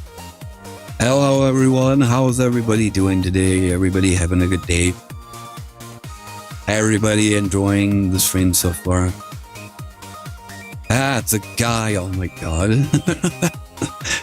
Everybody's like immediate reaction is that welcome to the intervention. Oh no, what's this about? But yeah, how's it going, Dark Eyed? Hi, Depresso, A Blues. Everybody having a good day. Everybody enjoying the stream so far. Sorry, I'm just really tired right now. Not only that, my sister caught me while I was like in the middle of eating. Lex, you gotta stop beating your cheek. What the fuck does that mean? Wait, what does that mean? What is going on? But yeah, how's it going? You guys enjoying the Pokemon stream so far? Enjoying stream, but not good day because of sore throat. Aw, damn, I actually feel that, to be honest. Woke up this morning and I was snoring like really loudly. Very, very tired. I was also like, I also like spent a lot of time like last night, kind of like going crazy over like Tuesday's stream. Luz, you want to tell him what you did to the Vaporeon? Wait, don't worry, I already know what happened with the Vaporeon. Perchance, don't worry, Blues. I fully understand about what happened with the Vaporeon. It's perfectly fine. Like, you don't have to hide it. Everybody already knows. But yeah, dude, freaking... I actually lost sleep last night because of what happened on Tuesday. Like after the Beyblade thing, like I couldn't really get to sleep because I was like completely like drowned into like the whole like probability bullshit that was happening like on Tuesday. What the frick? Oh my god. You wanna know what I did to you and will do again? Oh my god. But yeah, I really couldn't sleep very well at all last night. But that was mostly like a self-inflicted kind of thing, to be honest. Like I was just up all night like running numbers and like I just couldn't really get it out of my head. And then I was like constantly like freaking like playing around with like different tech builds and everything. Like I literally went to sleep at like maybe 12, and for whatever reason I kept waking up throughout like all of last night, and like I literally was like rolling up on my bed, and I was like even with my hands outstretched and everything, I was looking around, and then I'm like, what time is it? And I look at my phone and I'm looking and it's like 1:30. I'm like, fucking back to sleep. Like I felt like I felt like very Willy like every single time. I'm like just doing a backflip right onto my bed. I'm like that. I have Kevlar skin, so joke's on you. What the hell is Kevlar? Isn't Kevlar like really thick material? Isn't it? Wait. Am I mixing up like the material that's like for fire retardant or something? Well, like what's the one that's like fire retardant? I thought that was Kevlar, wasn't it? Most likely not. It's probably something else. I did a flip off the bleachers. Oh my god. At least you'll love to tell about it. Like honestly, I knew a couple of crazy people back in high school who would actually like go onto like the second floor balcony, and they would just jump off from like there only to land on the ground. Like I'm pretty sure, like I wouldn't be surprised if they were like feeling like some sort of like leg pain like after all these years. Kevlar is bullet armor. Okay, that's like I must be confusing it with something else. Well, but yeah, hope everyone's having a good time, good day. Yeah. So what's going on? I heard my sister kind of like going kind of nuts over some cards. Like, did she get anything good? Did you guys see her get anything good? Or are they all trash? Or are they all trash, or are they all at least okay?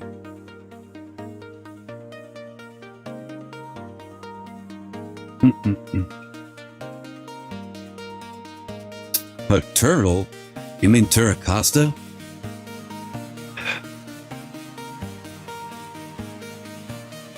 Decent? Oh, I see. Interesting. Why, you guys want to see? You guys want to see what card she pulled? I actually don't know. Let's see. Also, what told us? Boy, was she doing like a mission thing? Holy crap, dude. Well, like the reason why I'm kind of like my head is kind of like right over here is because I have like we have like the ring light like right over here, and it's like blinding me right now. Like my eyes actually fucking hurt right now. Jesus Christ. Let's see. What cards did you get? You got, what the fuck? She got all the cards already? Alright.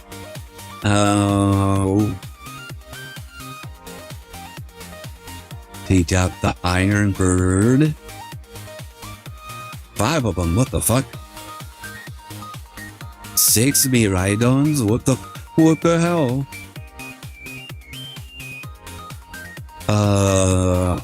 This thing. Oh, she got 2. Neat. Yeah, she was like, when I got home, she was like, she just wouldn't shut up about this. Iron Gundo. You know, I kind of wanted this card. Like, I don't think it's all that good, but like, I kind of wanted this one. Oh, hey, look. King Gambit. Overlord's Blade. This attack does 40 more damage each time your Pokemon has been knocked out during this game. Ooh, interesting.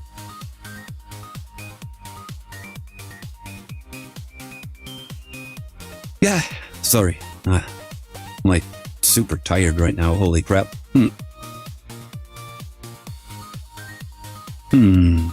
Oh wow, she got a full art. Girl, it's Juliana. Okay. Well, it's like a bitch to me.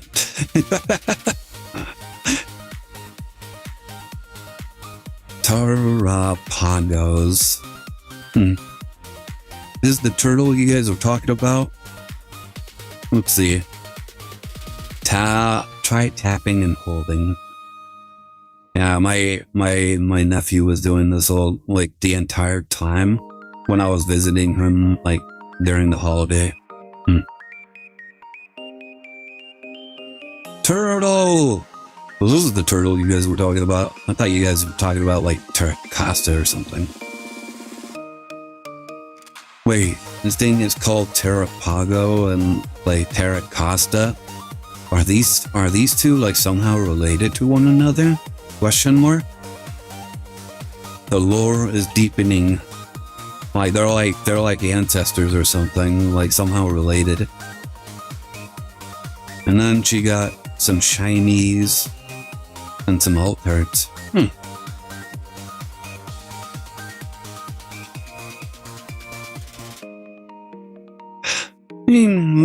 Yeah. No, sorry. Oh my god. Anyways, I was mostly just like sitting in the living room since my sister's like in here. I'm like, I'm just like relaxing in the living room, just kind of chilling, watching TV with my mom. Like she really likes talking shit about Trump. I swear, every single time I talk to her, she's like, "What did you know what I saw on TikTok?" I'm like, yeah, like I can believe everything they're using on TikTok because TikTok is like just brain rot. Terrapagos as in terrestrialization in Gen 9 and Galapagos turtles.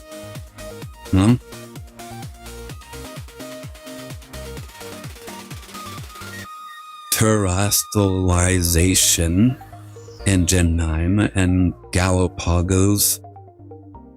Have you watched anime with your mom? No, she doesn't really care too much about anime. Like, she knows a little bit of, like, the Pokemon anime and, probably, like, the first season of, like, Yu-Gi-Oh! And, like, some other old stuff. Other than that, she's more of the novellas kind of, woman, you know? Like, she's more into the novellas. Like, it was really funny because I actually walked in on her once. And I was like, oh my god, is like the mother actually the guy's sister? And they're like long lost siblings. And like the father's name is like Horatio or some shit. And she just looks at me with kind of like a pout, and she's like, shut up. And I'm like, why, am I wrong?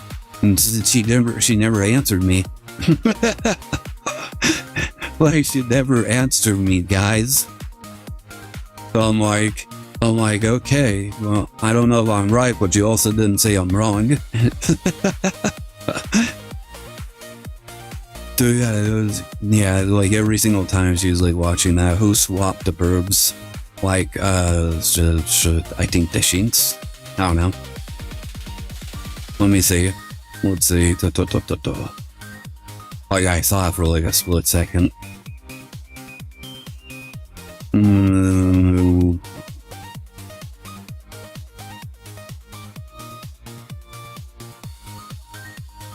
That.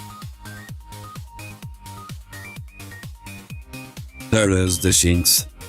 That's why she either have VIX or Peacock for Telemundo stuff. She doesn't have either one of those. She mostly watches things off of I think what do you call it? Call it. I think it's like cable or something. No, Netflix. That's one. Like, she watches off of like Netflix, and like, honestly, she mostly watches a lot of things on TikTok. I don't know why, but yeah. Like, it's really funny. It's like everybody's kind of like on their own little like thingamajig. Like, I'm like always like kind of like surfing on Twitter and then YouTube, and then I think my mom is also on YouTube, but she also mainly like checks out like TikTok. Then my sisters, my other sisters, they're like, what do you call it?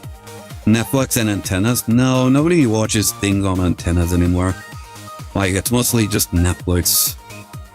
And then everybody in my family basically has like some sort of connection to like some sort of subscription. So my older sister, she has like Disney and Hulu. And then my other sister, she has Peacock. And then my other sister, she has the YouTube, which me and my sister don't use.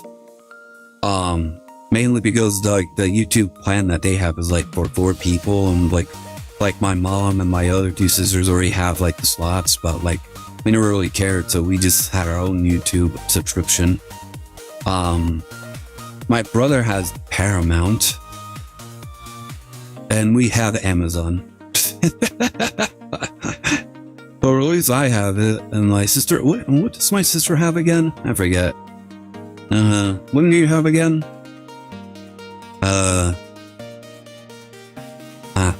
Wait. Oh my god. Okay, she doesn't have anything. Or she's just shrugging. Does either or your parents know more sports than me? Nobody knows less sports than I do. Like my sister, she also doesn't care about sports in the slightest. My parents actually know about sports. Like, my mom is like a Theakus fan, I think. I will tell you, they're basically like the most typical Mexicans you could possibly see. They actually like soccer. So yeah,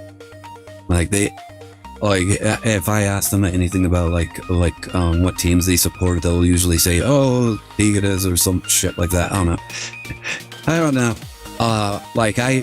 I've barely spoken to any of my family in regards to sports. Like, the most I will do is kind of like sit down and kind of just watch.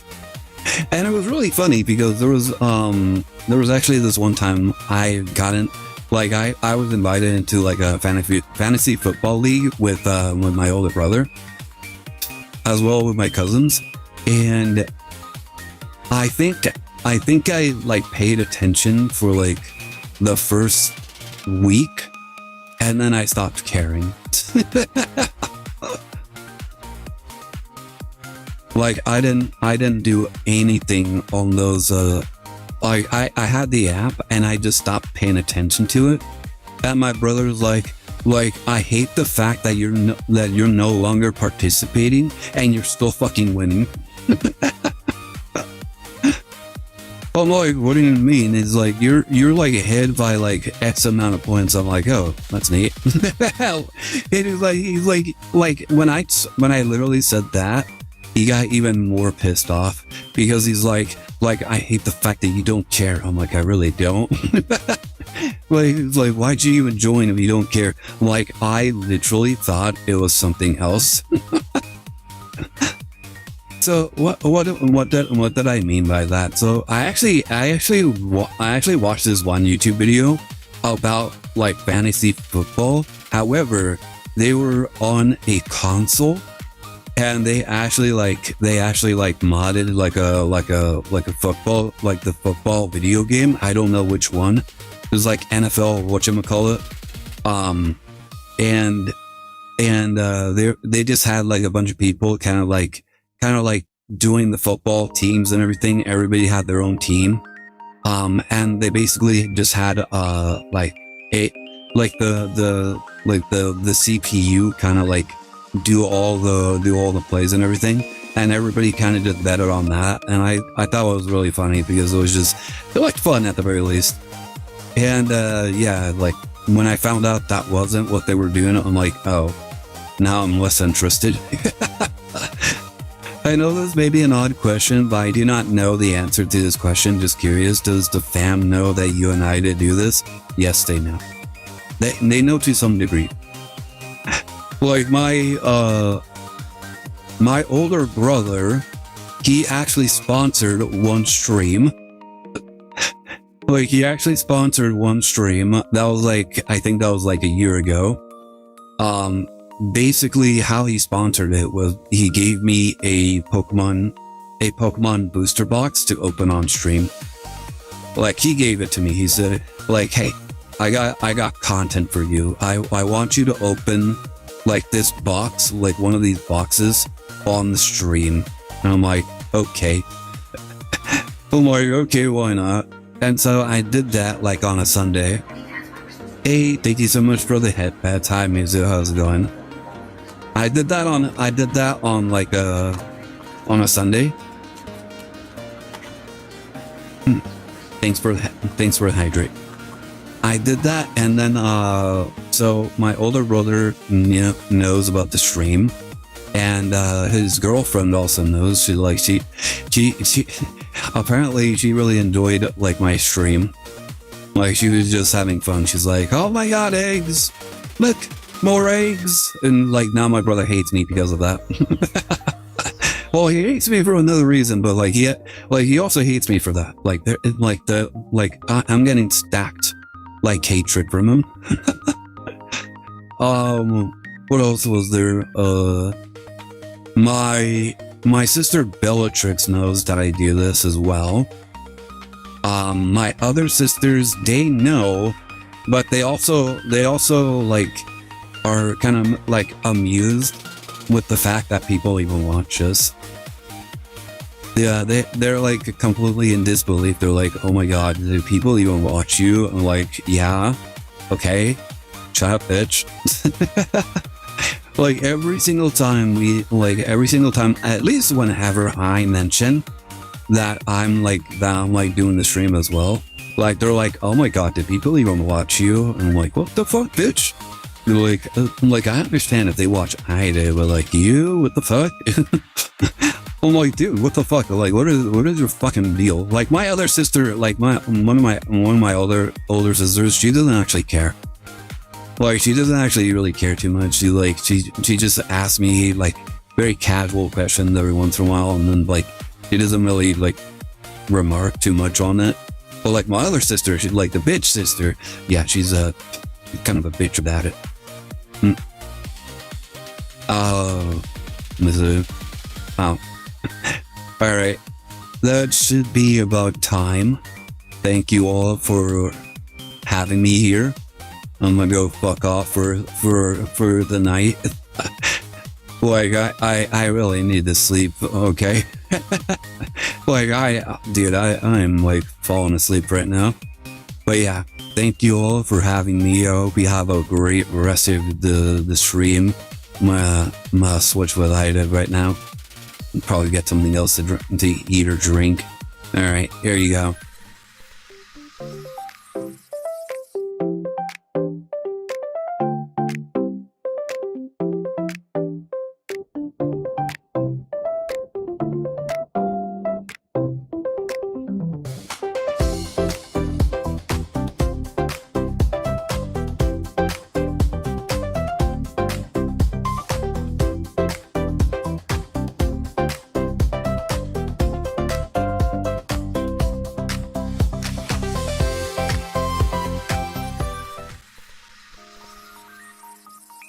Bum, bum, bum, bum. Hi everyone, I'm back. Honestly, I was not expecting him to sound so kind of like dull. Artemis Vtuber when you guys want Artemis here? Like, just so you know, it's very hard to get her to like bark. Like, the only time she's like super like willing to bark is whenever one of us like comes home, and she's just super excited. Welcome back. Thank you so much. Hi Mizu, how's it going? You having a good day? How's your day? But yeah. Yeah, honestly, it was like he sounds so tired, honestly. Like, I was not expecting him to sound like that. But yeah. Did you guys have a good time with him? Hope you guys did. But yeah, he was mentioning something about sports. So yeah, like honestly, asking my brother about sports is like asking me about like Master Duel. we really don't know anything about sports. Like, we know how to play, we know how the games like play, but we don't actually know anything beyond that. Like, at least for me, like you tell you a player in any sport, and I could not tell you at all. Like, I really cannot tell you anything about that.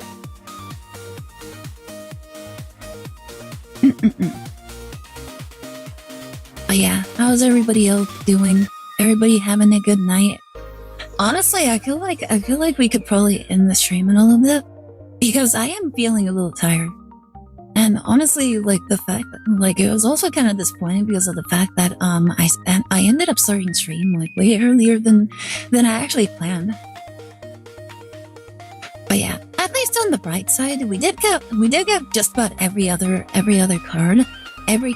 in the set. So that was pretty nice. Like, we honestly don't really need to pull anymore from this, do we? It was also kind of disappointing that like we pulled all those packs. We didn't get a single Iron Valiant at all. Craziness. And also some of the cards in this set, they honestly feel a little bit underwhelming, don't they?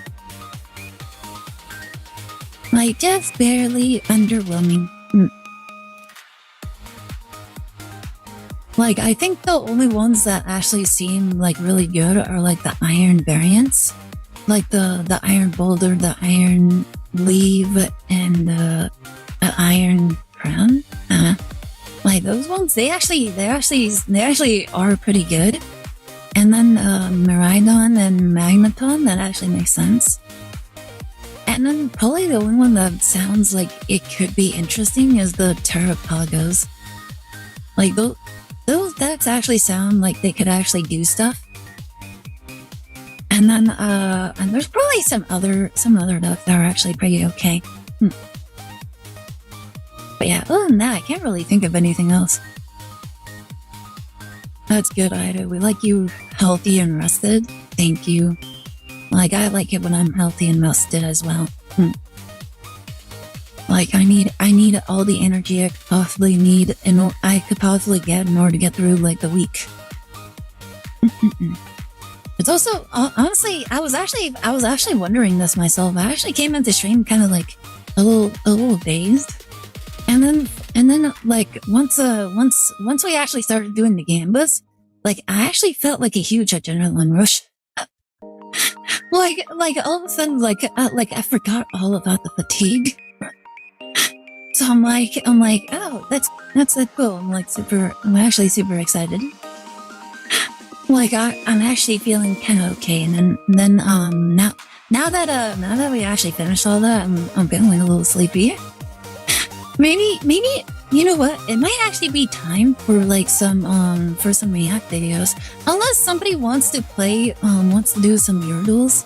If anybody wants to do some Yordles, that would be fine.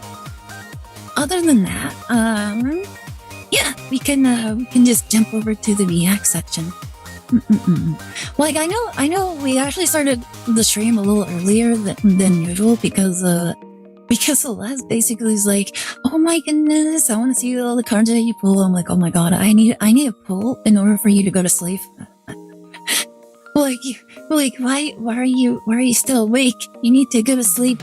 And it's also kind of like oh my god, here I am like basically abusing myself because I'm not sleeping very well. And it's like I don't want that bad habit to like rub off of you guys, especially with my brother. Like I think my brother just has like some sort of problem.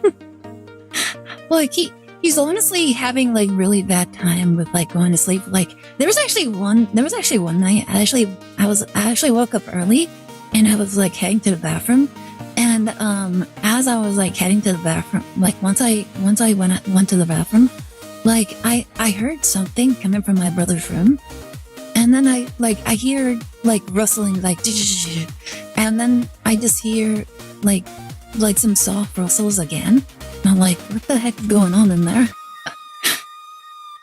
And so like all I hear, like I hear rustle, like very soft rustles, like very rapid. It's like, Durr. And then like I hear nothing, and then I just hear like the sound of his back hitting his bed, and then I just hear snoring right afterwards. I'm like, what the heck's going on over there? Probably for the both Artemis probably enjoys a night walk. Yeah, she really does. It's like the best time for her to walk, especially around here. Like at night is realistically the best time to walk dogs. Because any other time, it's really hot outside. And Artemis is a very furry dog. Well, not super furry, but she is furry. Like it's just not good for her to like be out and about like in the heat. And honestly, my brother actually like purposely like sometimes walks her in the heat solely to like kind of like teach her a lesson. It's like he's like, you wanted to walk right now. I'm like, why are you doing that? Like she shouldn't be doing this. And it was actually funny. There was actually one time me and my brother were walking Artemis, and we were just walking. Just so you guys know, you know what? I'll tell you a little bit later.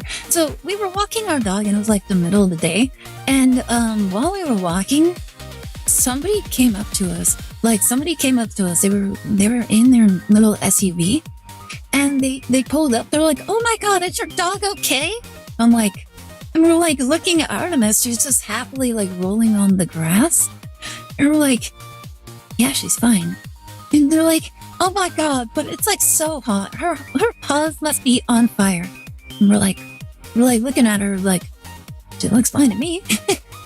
My brother's like, what are you talking about? She's right over there. It's like her paws like on fire. She's like, you shouldn't be walking her like on the cement. Okay. And my brother's like, what the fuck are you like? Do you see a collar on her? Like he's pointing at her. She's just like sitting on the grass, like very happily just staring at us. And she's like, do you see a collar on her? Like if she's walking on the sidewalk, it's because she wants to. Don't listen to your brother in his room. He might be doing some personal business. Okay. I put a request of it if you agree with him on the best and worst aspects of Disney era Star Wars. What do you mean best and worst? It's all bad. like the fact that he put down like the best is honestly like a lie already. Like it's all bad.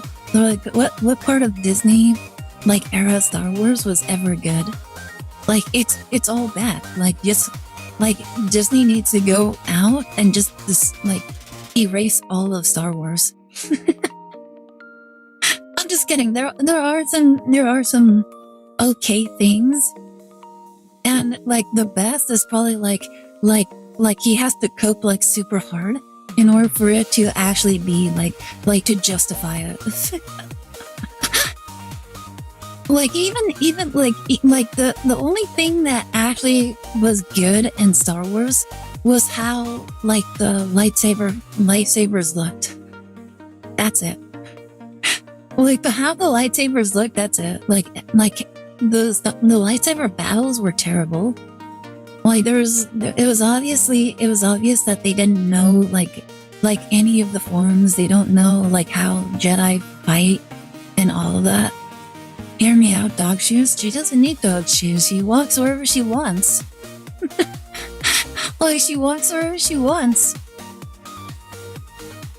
Like the only like we're not forcing her to walk where we want her to go. She just walks wherever she wants. Like and she'll like whenever we're walking, she would usually just like run to the shade, and she would just follow after us. Like she would be basically kind of like a ninja, where she would go from one shadow to the next. And it's not like we don't actually like have a leash on her. Like my brother actually trained her without like to walk her without a leash. Imagine Artemis in movies. I already did. The problem with that is that Artemis really doesn't like any sort of accessories. Like I've actually gave her like shoes. My older sisters also got her shoes. My other older sister got her she got her like a little coat, and Artemis destroyed all of them. Like she genuinely just destroyed all of them. She like when I found the little sweater, the sweater was adorable, and she completely destroyed it. Like we would have it on her, and like during the winter, and she absolutely just tore it off her body. Like she absolutely hated it. And then I gave her I put on little bootsies for her, and she also destroyed those. I know she doesn't need them. It just sounds cute. Yeah. I would love to dress her up. The problem is that she absolutely hates dressing up.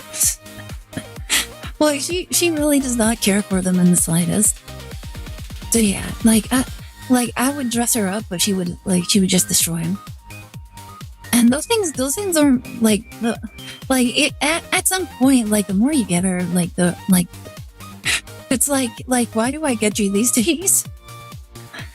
Here's the thing. Like she's destroyed just about every single toy she's ever had. Like she had like little squeaky toys. She had little balls. She had like really big, really tough like little squeaky toys too. She's destroyed every single one of them. All of them. They never survived. They never stood a chance. It was especially funny because like when we got her like a little duck toy, she destroyed that in the same day. Like she was super happy, but she ripped that thing's head right. It was like, oh my god, the poor duck. And like the squeaky was like in the head too. So it was just really funny when she we were like hanging out with my mom and my sister like in the living room, and she just walks right in with like the duck body and like with no head. Like at first we were like, oh my god, did she just kill a bird? And like, no, that's just the toy. Like, and we just see like the little fluff like spread all over the place. It's just completely torn into little pieces. We were like, oh my god, the poor duck. And it was also really bad because like she actually was pooping like some of the stuffing like for like a couple of weeks because she was eating the stuffing. She did that with just about like almost every other toy. I think the only one that really lasted was like her little football. Like she had like 2 little footballs that she absolutely loved, and that stuff was made out of like really thick material. So like she would squeak it and it survived. And we still actually have like both of them. One I think is sitting over there on my brother's desk, and the other one I don't actually know where she left it. I think it's somewhere in the yard. I don't know. But yeah, like I think it's somewhere out there. I don't know. But yeah, those are like realistically the only toys. Oh wait, she actually has this little alligator right here. I forgot about the alligator. She has like this little alligator thing that she hasn't destroyed yet. To destroy, like we got her like 3 toys along with this alligator. This alligator is the only thing that survived. Like she just goes out of her way to destroy everything. All right, let's go ahead and switch over to like the just chatting screen. All right, let's see. Bum.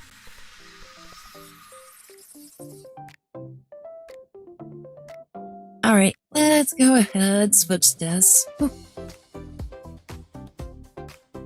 Just toe chatting. Let me switch that. I'm gonna close this. All right.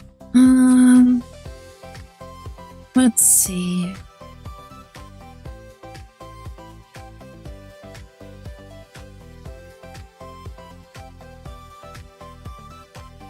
Here you are. It's at the site.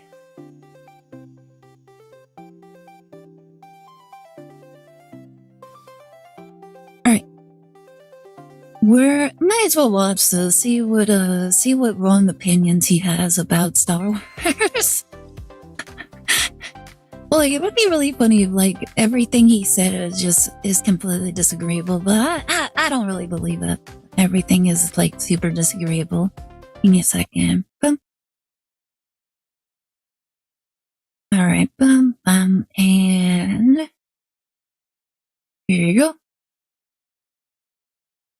Alright, let us see. This one is Nathan Butler, top 5 best and worst aspects of Disney era Star Wars. Alright, let's see what he has to say about this. Hello everyone, Nathan P. Butler here, and it's time for another of our best, worst, top, bottom. Why does he sound familiar? Like, I feel like I've heard that name somewhere before. Does everybody know who this person is? Like, I feel like I've actually heard this name somewhere before. Whatever type of videos here, and this one is going to be an odd one. It's been a while since I've done one of these, and I've been sitting here thinking, what is something I could cover that I really haven't touched on before? And I just finished actually reading The High Republic. And it got me thinking about doing an episode that sort of breaks down, sort of a post-mortem on The High Republic.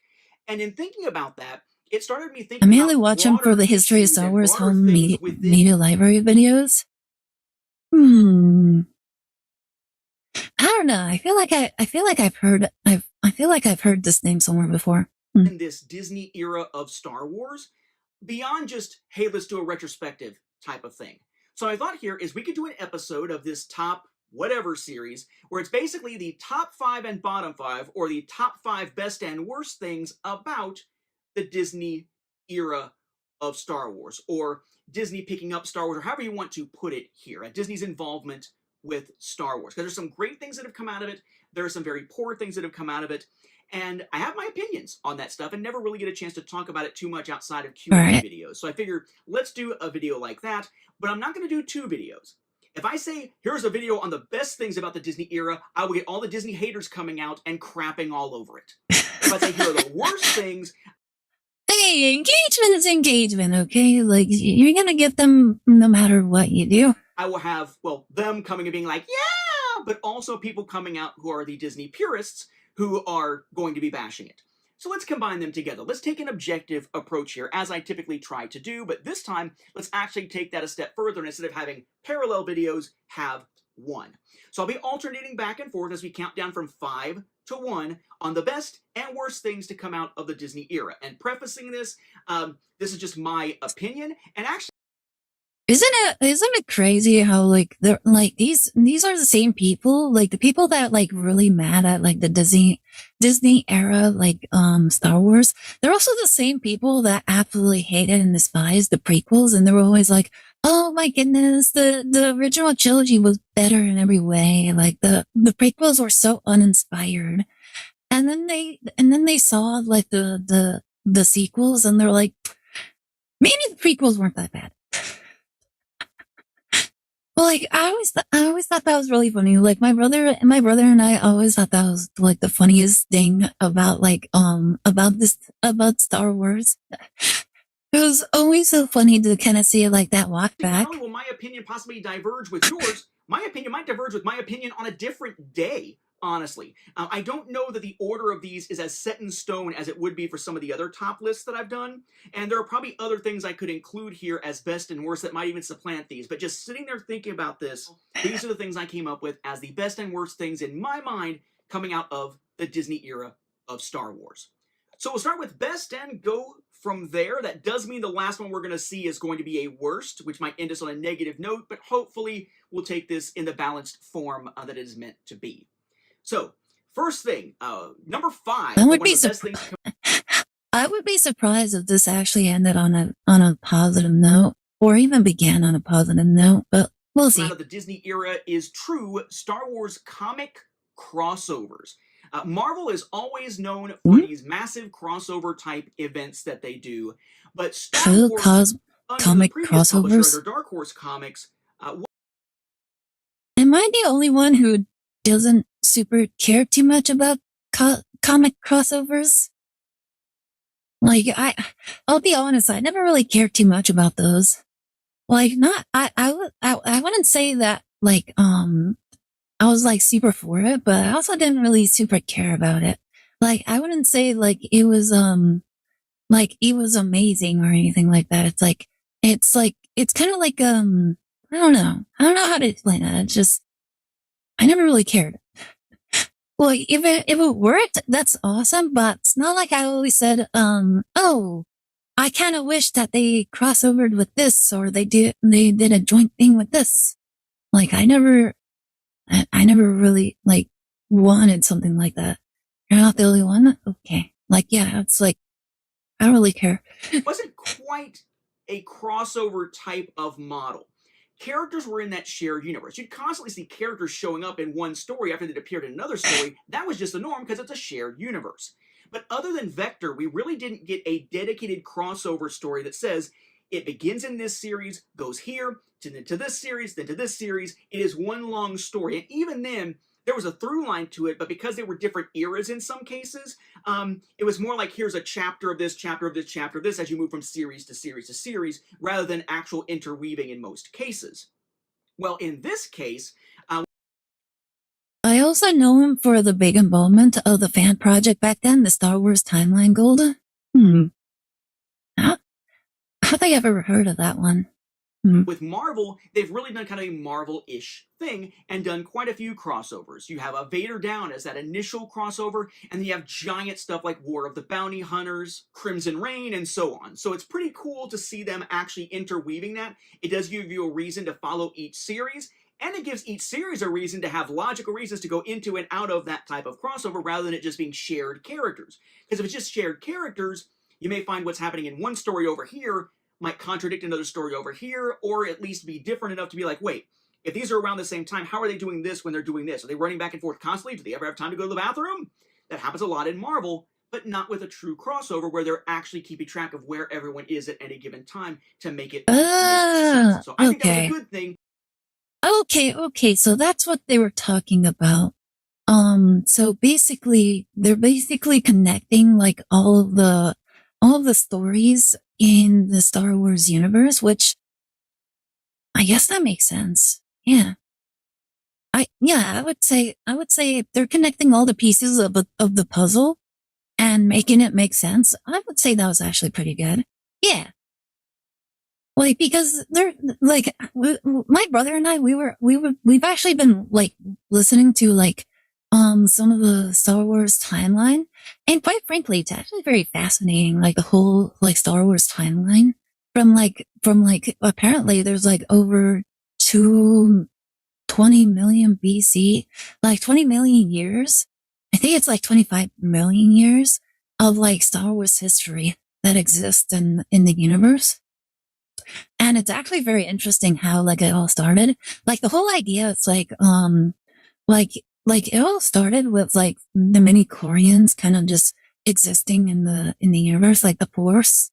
The force exists everywhere, and then it like slowly began affecting planets, affecting wildlife, and then the planets like with a lot of force actually developed like creatures that were force sensitive. There was beings that were force sensitive, and then like at some point, there was like these people called the creators. I think it was either the creators or the what were their name? I think of the will. It was something like that. I forget, but basically, they basically made the universe kind of function. They basically made the universe kind of function. So, you know how there's like the whole idea of cause and effect? Well, they were the ones that were basically the cause, and they were just making things happen.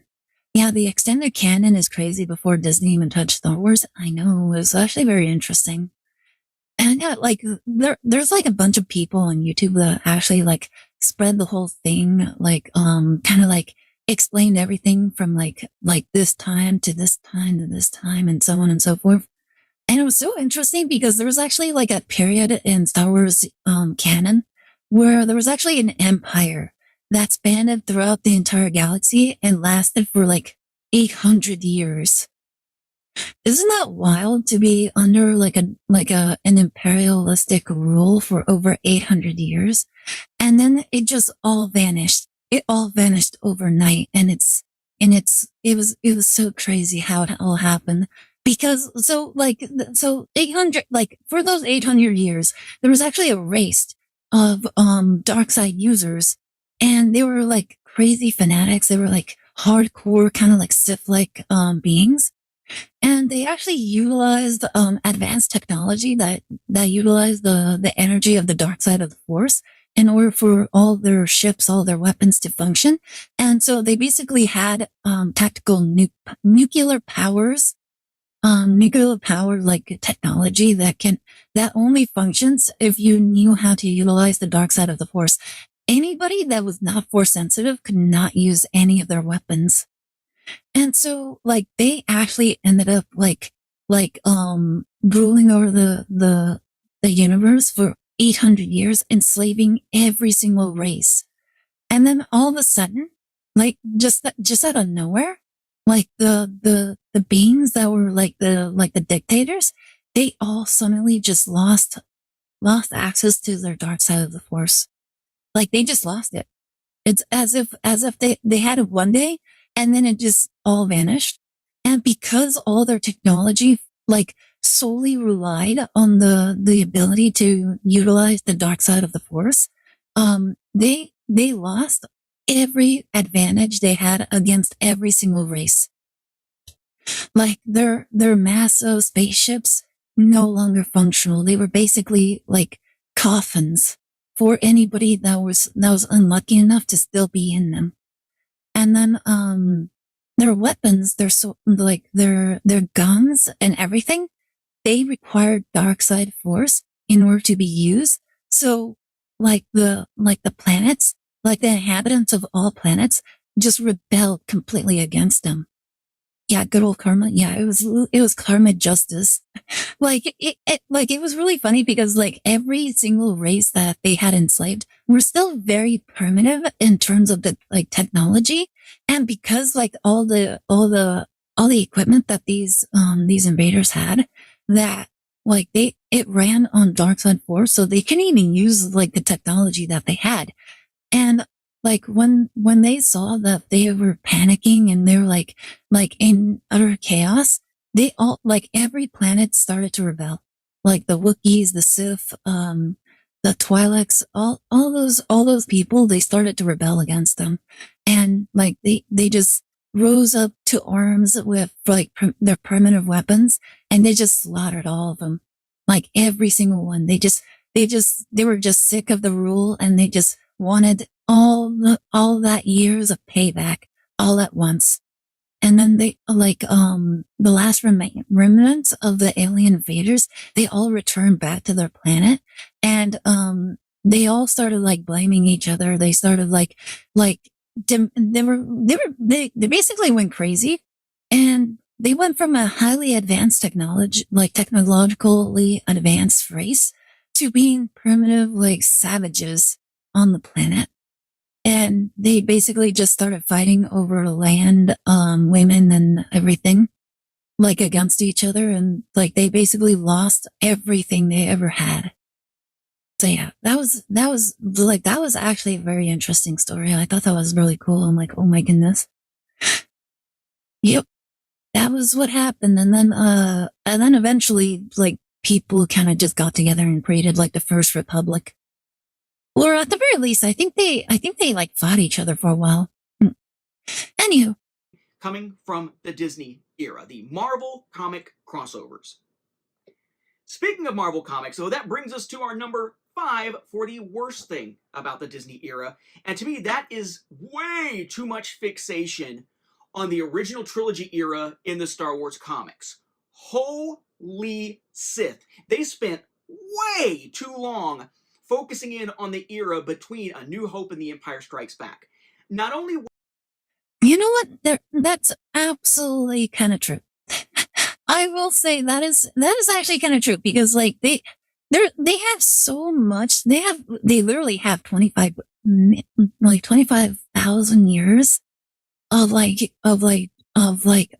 Star Wars history to kind of go through, and they only fixated on like one point in that entire history.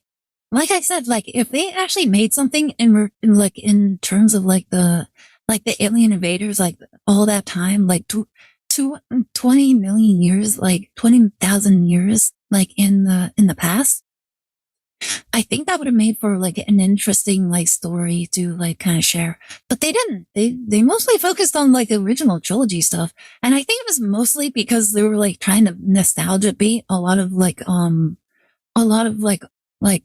of the older like Star Wars fans. But the problem was that they didn't do very well, because they obviously just did not understand the lore like enough. Like it's so funny. They have like all this history that they could possibly dig into, and they did not. Like they just ignored all of it. All of it is just awful. Was it just a lot of stuff where, certain things couldn't happen because, Empire is coming and certain things have to be set in place at that point.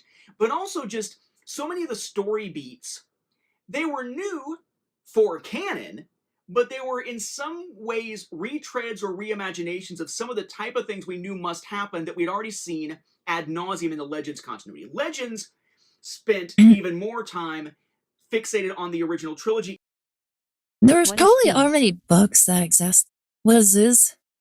Hi, PT, how's it going? We're just reacting to a video called the top 5 best and worst of Disney era Star Wars. So yeah, how are you doing? You having a good day? Welcome to the stream. I lost my train of thought like as soon as you showed up. Alright, so they already like utilized a lot of like this. Like there was already a bunch of stories revolving around like the original trilogy that like if you were a Star Wars fan, you kind of already knew a lot of the things that happened in between, like a lot of the movies. But the fact that they just kept basically beating a dead horse, obviously for those fans, it was very boring. Like, oh, I've already read that, I've already seen this. And they would watch what they did, and they were like, I don't like this. And like, it's so different from what it's kind of like how like, an anime like adaptation is so much different from the manga, like the original manga. Like this was censored, they changed that. They explained this wrong, or they explained it differently that doesn't make sense, or is far different from what was explained in the manga, and etc. etc. So yeah, it's kind of like those kind of, it's kind of like that, I would imagine, for at least those fans. And I honestly, that's very understandable. Era in terms.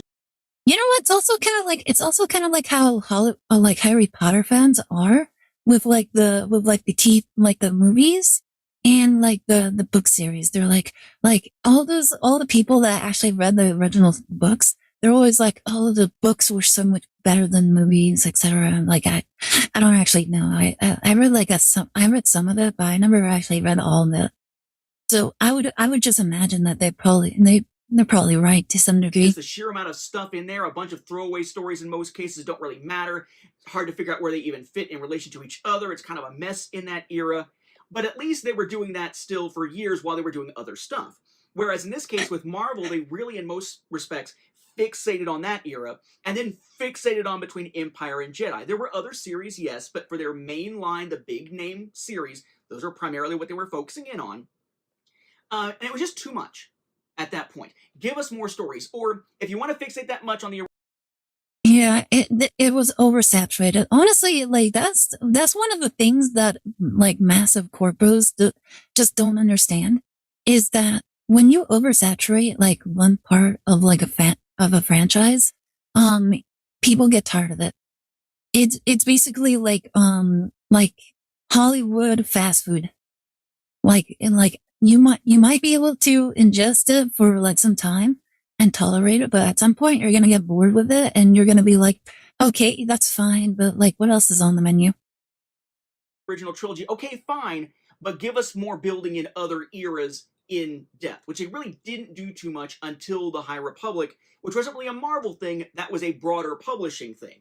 Marvel really didn't delve too much into it, at least not enough to my taste. So to me, that fixation with the original trilogy for so freaking long for Marvel Comics, it just.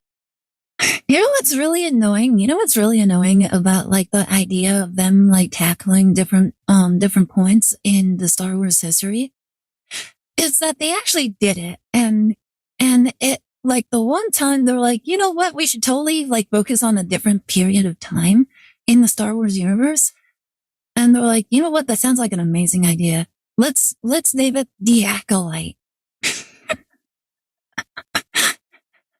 Oh my goodness. It took too long. They should have got out of that box sooner. Back over to the positive side, number 4 on one of the best things to come out of the Disney era. This may seem controversial in the way that I say it, but hear me out. Rehabilitating the character of Thrawn. I love the character of Thrawn, Mithran Nurodo. He is awesome. Or at least in Legends, he was to begin with.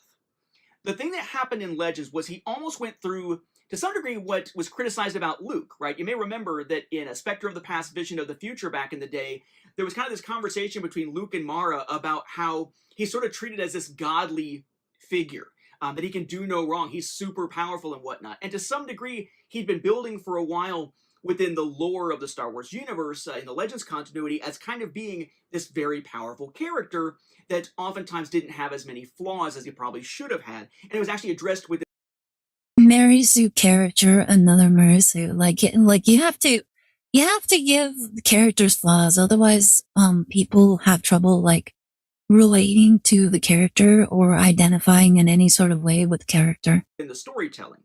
Thrawn kind of started out the same way, because Thrawn was a tactical genius, which was freaking awesome to see in the Thrawn trilogy. He was a real menace for a different reason, his brain and such, not the dark side of the Force.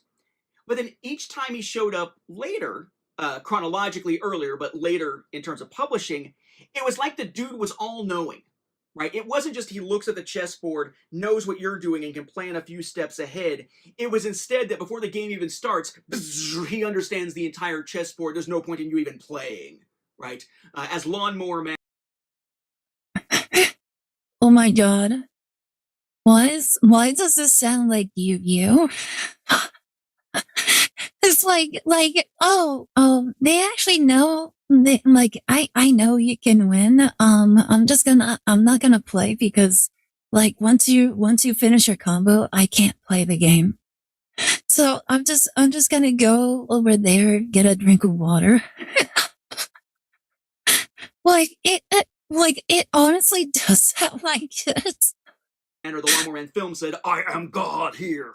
That's basically And mind you, people really don't like it when people run into that. what Oh Thrawn my became. goodness. Thrawn became someone who was not interesting as a tactical genius. He became uninteresting as basically a godlike character who always knew everything, even if the logic was super, super freaking thin. Like, in some of the worst written Sherlock Holmes stories, that's kind of how Sherlock Holmes comes off. That's how Thrawn started coming off. Thrawn needed a rehabilitation. This character needs an enema, to quasi-quote Batman, the Batman film. So what happened was, when he came back in Rebels, he was back to being a tactical genius. When he came back in the Thrawn novels, he was basically still a tactical. Okay. I was trying to remember who Thrawn was, and I'm like, once he mentioned Rebels, I'm like, oh, he's the one dude. He's that one general, the blue skinned general from Rebels. I'm like, okay, that makes sense. Now I remember. I'm like, why does he sound familiar? Wait, they gave him godlike powers. Why? Like, what? Like, that is actually kind of ridiculous. Why would they do that? Like, honestly, he came off pretty okay, like, in the Rebels series. Like, I actually thought he was okay. And then, like, later on in the series, it was he kind of lost a lot of his teeth. I will forever laugh how there are 3 pieces of Star Wars media that covers how the Rebels got the Death Star plans. It's either a gunslinger, Jedi, Dark Forces, Alien, Lara Croft, Lethal Alliance, or Rogue One. Oh yeah, like honestly, they're like, it's so weird how like all these people like just found like they all had different ways of finding the exact same thing. And it's like, how many Death Star plans existed in the universe? Like, it actually is kind of ridiculous. Like, oh, this person got the plans. Oh, that person got the plans. Oh, wait, no, this is actually how the person got the plans. Didn't they also have something else, like in one of the video games as well? Like that, well, there was like a video game where their whole goal was to get the Death Star plans. Rogue One was also like them getting the Death Star plans. And then, I think, I don't remember what the other way was, but yeah, it's like, it's really dumb. It's like, okay, which one is it? I think this is what they mean by like beating a dead horse. Because okay, you can't keep reusing the same idea over and over again. You've already done it once. There can't be another group that got the exact same plans in the exact same period of time as like these other people. And then they all reported back to the rebels so they can do the whole attack on the Death Star. Like, come on, that's just silly. In some cases, a flawed younger tactical genius still learning at that point. And in general, the way that he has been portrayed Somehow Palpatine returned. Yeah, I thought that was silly too. The current universe, the Disney canon, whatever you want to call it, he has stayed that type of character rather than being basically a flawless, godlike, all-knowing, always right kind of character. Thrawn needed that because Thrawn was an amazing character. He is such an interesting character, and he deserved better than what he got in those latter novels, publishing-wise, within the Legends continuity. He's now back to being the character that he was, and that is great. And that brings me to number 4 on the worst things. And I'm not going to dwell on this too much because I'm actually going to do, as I mentioned, an entire...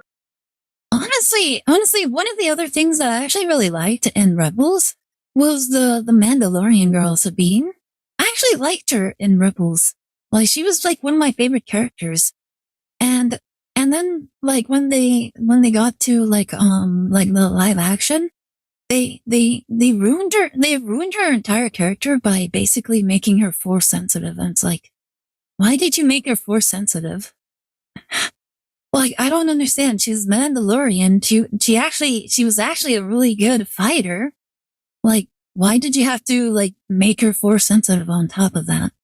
Like, I thought that was, I thought that was really dumb. I'm like, not every character has to be force sensitive. And quite frankly, it actually gets kind of boring knowing that every single like main character has to be like force sensitive.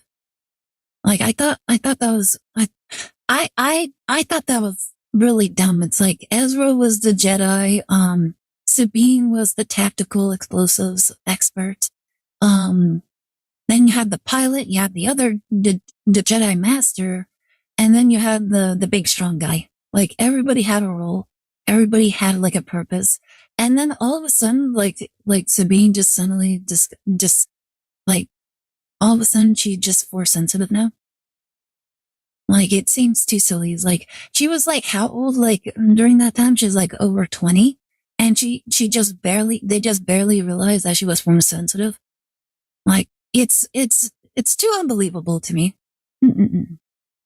Like most people that are like force sensitive, they find that out like way younger, and then like it's just bad writing because they completely just ignore like how like force sensitives even come to being.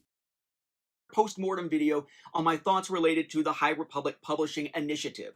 But suffice to say, I think the High Republic was so expansive as to be unwieldy. There were so many books, and you had to follow so many different product lines. Marvel Comics.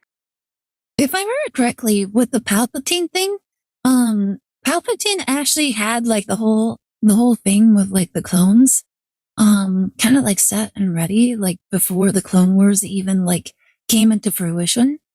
Like he was like in cahoots with the Kaminoans because the Kaminoans they were really fascinated in how to like create life and everything. They wanted to like they were like basically scientific fanatics.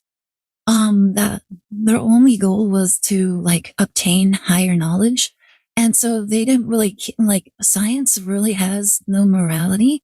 So they didn't really care who was giving them like the knowledge to like exercise like their experiments and everything with. They just wanted to learn more. And so, Palpatine had like a deal with the Kaminoans where they can, where they help him create clones of himself, like alternate bodies for him to like use his force wielding powers, with. Then, they, like he would give him the power, like the knowledge to like create clones and all, like, and other like such, science, and technology. So that was like the thing with like the whole cloning with Palpatine and the Kaminoans. I'm pretty sure that was like vaguely how it went. Viz Comics, I think it was, for the manga stuff. Dark Horse Comics. The adult novels, the middle grades novels, the young adult novels in between. Audio dramatizations, a freaking little kid's cartoon, and so on and so on. There was so much you had to follow to get the full story because characters were moving in and out and events were happening over here that might happen, having an effect over here. That really, it was kind of too much. When your series needs a reading order guide published on the official site, and that guide goes on for page after page after page after page after page for what is ostensibly. Honestly, I think like what they did with the Clone Wars, I think that was perfectly great. And then they just kept expanding on it. And it was basically the same thing with what happened with Marvel, where they just oversaturated the entire storyline that people just could not keep up. Like it was fine. Like you only had to watch one movie after the other. But then they started adding in like TV shows, TV series. And then it just became way too much for any casual fan to even bother. It's basically kind of like the One Piece situation where people look at like the entire series like, what, 1,000 plus episodes? I'm not watching that. Like, who has time to watch that? And now it's basically the same thing with Star Wars. The only problem with like Star Wars though is that the 1,000 plus episodes, there's only like about 100 plus episodes that are actually worth watching, and then the rest is all trash. one broad story, I think that's probably going a bit too far. Well, I'll talk more about that when I do that post-mortem, but to me, the High Republic, it had other issues with it, and it's interesting to see how they built on the past of things like New Jedi Order in terms of trying to do this massive storytelling, but I think this is one that could have bore a little bit more restraint and played out better. Which brings us to the best list again for number 3. And number 3 here is actually another character-related thing, though this one is a new character. Probably the single best, most interesting, cool, fun character to come out of the canonical era of Star Wars, the Disney era of Star Wars here. And that is Chelli Aphra. Dr. Aphra has been awesome from the jump. She is a complex character morally, a complex character in her relationships that she has. She also manages to... Who's this character? I don't think I recognize her voice or her name. Same with Detective Conan. More of a chance weebs will watch either a Naruto, Bleach, Hunter x Hunter, and or Fairy Tail. True. Bring some representation both for female lead characters and the LGBTQ community. She has been just this great ray of sunshine, even though she'd probably say it was sunshine that she would try to steal because it looks like gold. This great ray of sunshine within modern Star Wars. Chelli Aphra, she really is the standout character. I don't know who this person is. Who is this person? Of this era, which is funny because she's not a character who's ever appeared in a TV show or a movie. She's a comic book character, and yet she is the standout character of the Disney era of Star Wars, hands down. Give her a movie. So the reason why she's a standout character is because she's LGBT plus. Is that what I'm understanding? I don't think that's a reason for me to care. Give her a TV show, with the caveat being if you're going to do the character right. If not, leave her. Honestly, all he said about her is that she's within the LGBT demographic. He doesn't actually explain why she's a good character, who she even is, what her story is even about. I don't understand what's so good about her. So they use her as a token minority? Yeah, it seems like it. I don't understand. I can't argue or even debate this point because he doesn't explain anything about the character at all. So she can continue to be awesome. Then back to the worst list. Number 3 on the worst things about this era. That is Isn't it funny how he actually went so far in depth with Thrawn? I actually agree with him with Thrawn, how they kind of ruined his character. The character of Thrawn was actually really good. But when it comes to this one person, all he said was she's LGBT. That's all I understood. And then he was saying how Thrawn is this mastermind, how they made him godlike and everything. But for her, guys, she's LGBT. That's it. She's not in TV. She's not in movies. She's on a comic, but he doesn't actually explain any other part about her at all. So I can't even I don't even know what to think of her other than that. It's why does that make her special in any sort of way? I just don't understand. Physical media of different types in different regions. We have some regions at this point that have dropped off to the point where Disney is not putting out any Star Wars home video releases or any Disney releases at all in those regions at this point. Nothing. No DVDs, no Blu-rays, no 4K, nothing. It is streaming only. And there are other regions where they're still putting out stuff, but it's slowly dwindling. Blu-ray 3D disappearing from the US, only becoming something you get in places like the UK and Japan, then disappearing from the UK. Now you got to get it from Japan, and so on. It's just this sort of dwindling, and that is a bigger thing for the market as a whole. Yes, physical media is shrinking relative to streaming. Duh, everybody knows this. But it is in this... Everybody knows it, but it's also not a good thing at all. Like it just reinforces the idea that you own nothing, and everything is basically you're just renting. So it's yeah. This is on the worst list, right? So honestly, I agree with the fact that like there's less physical media for people to own. Era that Walt Disney Studios Home Entertainment, at least before getting Sony Pictures Home Entertainment to handle their physical distribution later on, starting with I think it was Mandalorian season 3 and Ahsoka season 1, that in this era they are choosing to essentially completely give up on formats that are still viable in some regions, but they don't consider viable in others, though they probably should be, like Blu-ray 3D. If it's going to be viable anywhere, it should be viable everywhere because it's always been niche. But also just giving up on entire regions, saying sorry. For instance, Australia. Unfortunately, that is the case nowadays. They only care about if the character takes it up. Takes it up instead of being an actual character. True. We're just done. We can't justify physical releases for you anymore at all, even if it's just releasing stuff we produced for other regions. The idea of physical releases is kind of simple, to be honest. It's because it gives people like collective purposes. Like it gives the collectors a reason to collect things. It also gives people like the opportunity to like actually feel like they own something, as well as spread it around through the secondhand market. So honestly, it can actually prove to like expand the fan base by people like going to yard sales, buying the movies, and then like watching it, liking it, and probably becoming fans. It could also be that they can just pass it down from generation to generation. Like it's I guess the only reason why they're not doing, the main reason is obvious, is that they just want money. And the secondhand market is like the biggest enemy to like businesses, because like if it's kind of like people are sharing the exact same thing amongst one another, then they're not actually buying anything.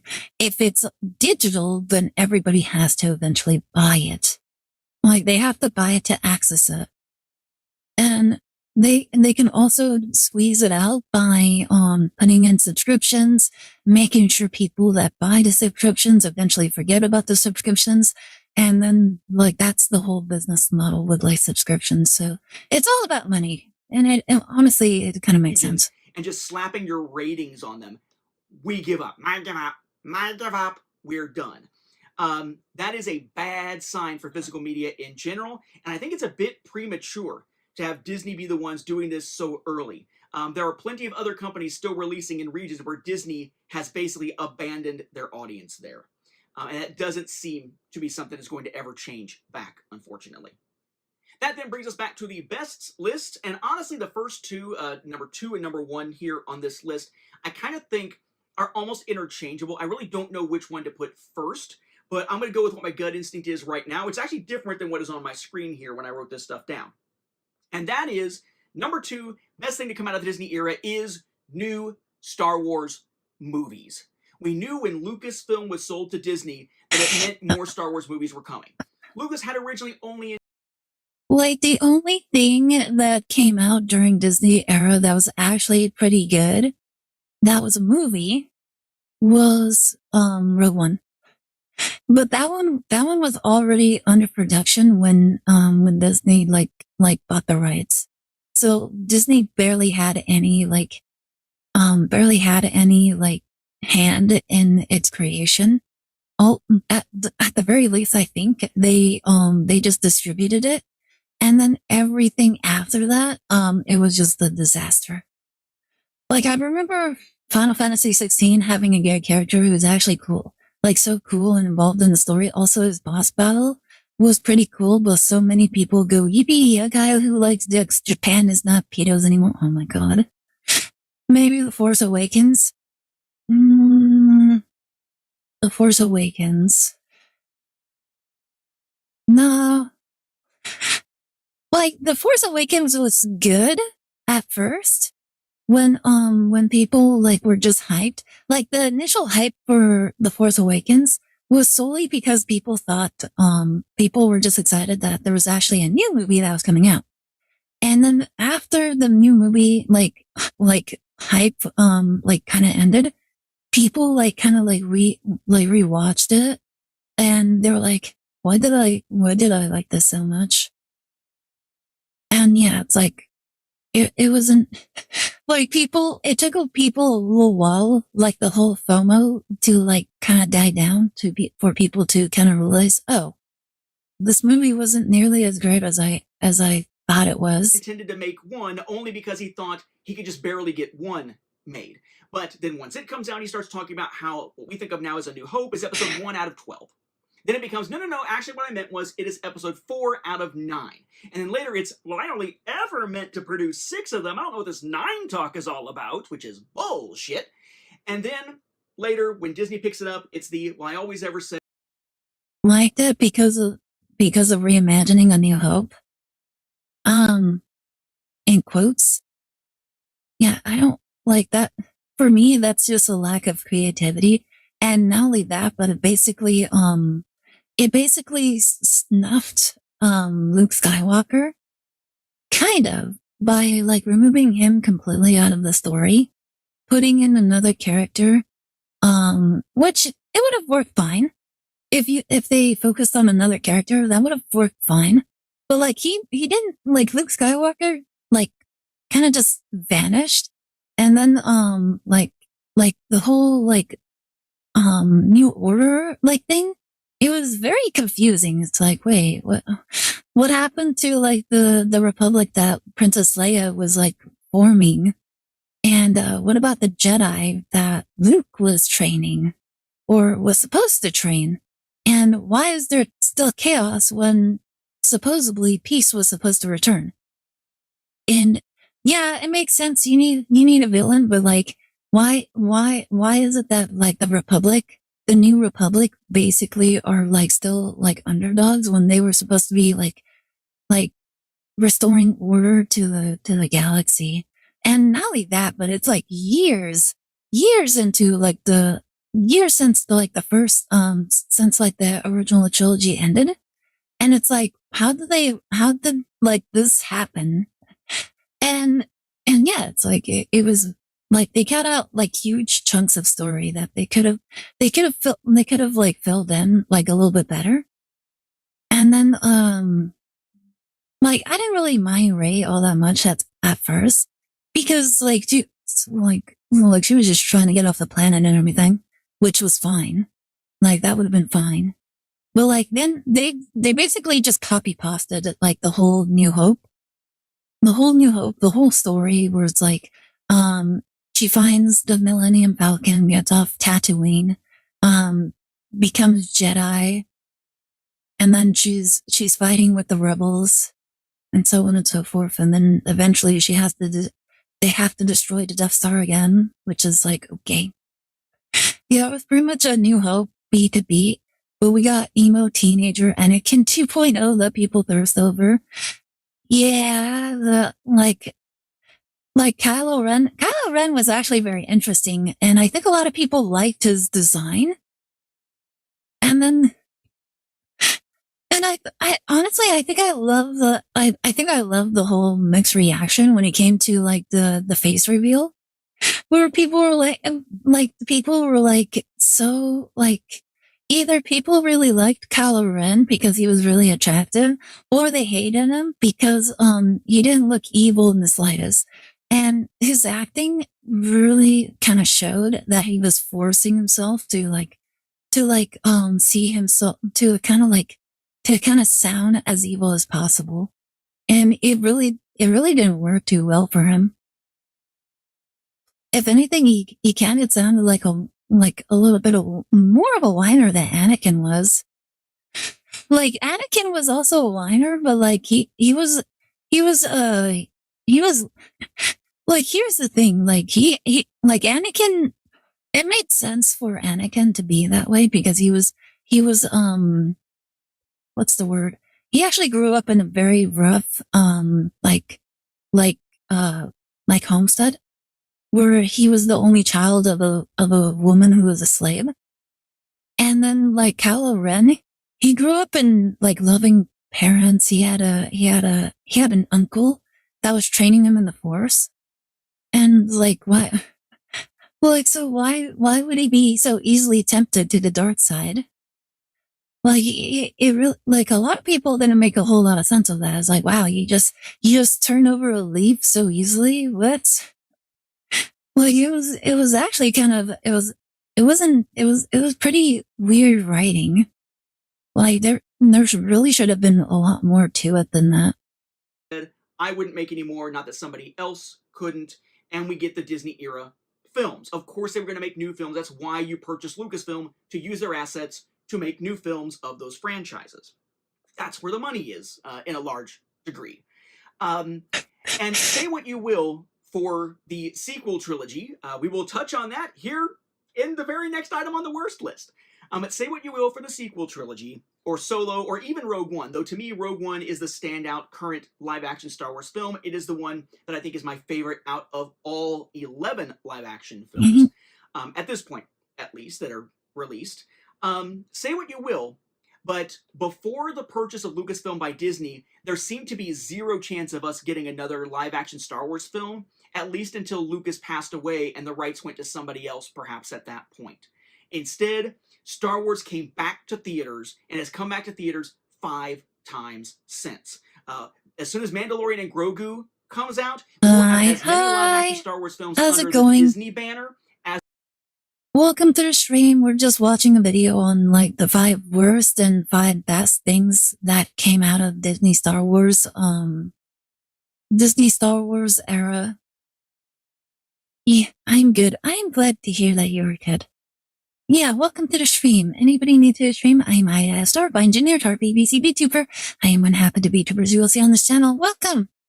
Yeah, we're just watching this, and I'm just giving my own takes on these, what some of the things that he was saying. Yeah. There were under Lucas's own banner. That will be sort of a tipping point balance-wise.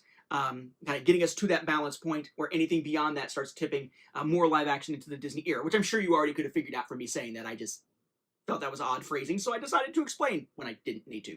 But yeah, suffice to say, just having new Star Wars movies at all is amazing. Not something we expected around about 2008 or so, outside of, Clone Wars. So to me, that is a huge plus. Quality and your opinion on those films notwithstanding. Which brings... Today is my birthday. Happy birthday! I couldn't sleep because of overthinking. Oh no, that's never good. I'm too often hearing people having problems sleeping. I'm also having problems sleeping as well, but for other reasons. Kylo, you don't understand me, Ray. I had a loving family and a great childhood, and maybe, you know what's really funny? When you put it like that, it honestly sounds like Kylo Ren is like Disney Star Wars Hassan. Anakin, bruh, starts rolling in his grave. You know what's really funny about that? Like, Anakin actually became one with the Force. So he doesn't need to roll over in his grave. He's just one with the Force. He can literally like astral project himself. He's like, bruh. Like he can literally just appear. It's like, what are you talking about? What are you talking about? Just to number 2 on the worsts, which actually ties directly into that, as I mentioned a moment ago. The second worst thing to come out of the Disney era is not having a plan for the sequel trilogy. No, here's the problem with that. Here's the problem. They did have a plan. They did. George Lucas had an entire blueprint for his plan. For the plan of the sequel trilogy. Disney just said, no thank you. And they just abandoned it. Hello, Minazaf. Welcome to the stream. How are you doing? You having a good day? I really need a solution with overthinking. I would say probably get something to drink. Maybe watch some some like videos. Oh wait, you know what's interesting? I actually watched like I actually listened to like those audio clips, the audio store, like the audio whatchamacallits, like the sleep inducing videos that go for like hours. And they actually do kind of help me sometimes. I actually do like listening to them. It's me, Dwagib. Dwagib, how are you doing? You having a good day? What's with the name change? Like, are you trying to like break my brain by like making your name like super, super like hard for me to like pronounce? But how are you doing? You having a good night? Even when I watch something, I couldn't stop thinking. That's interesting. What's a good, have you tried drinking some tea? I know that's such a lame answer, but like I've actually drank some tea before, and that did help kind of calm my nerves a little bit. Summary of a story: Scotty Snake stream, small shark discussion, avatar changes. Wait, what? Okay, that small shark. I'm guessing I think I might know what that means. I did, never worked. Oh, that's unfortunate. Come with overthinking. I would say probably you might want to shift your mind onto other factors. I would say probably that would be like the next best thing.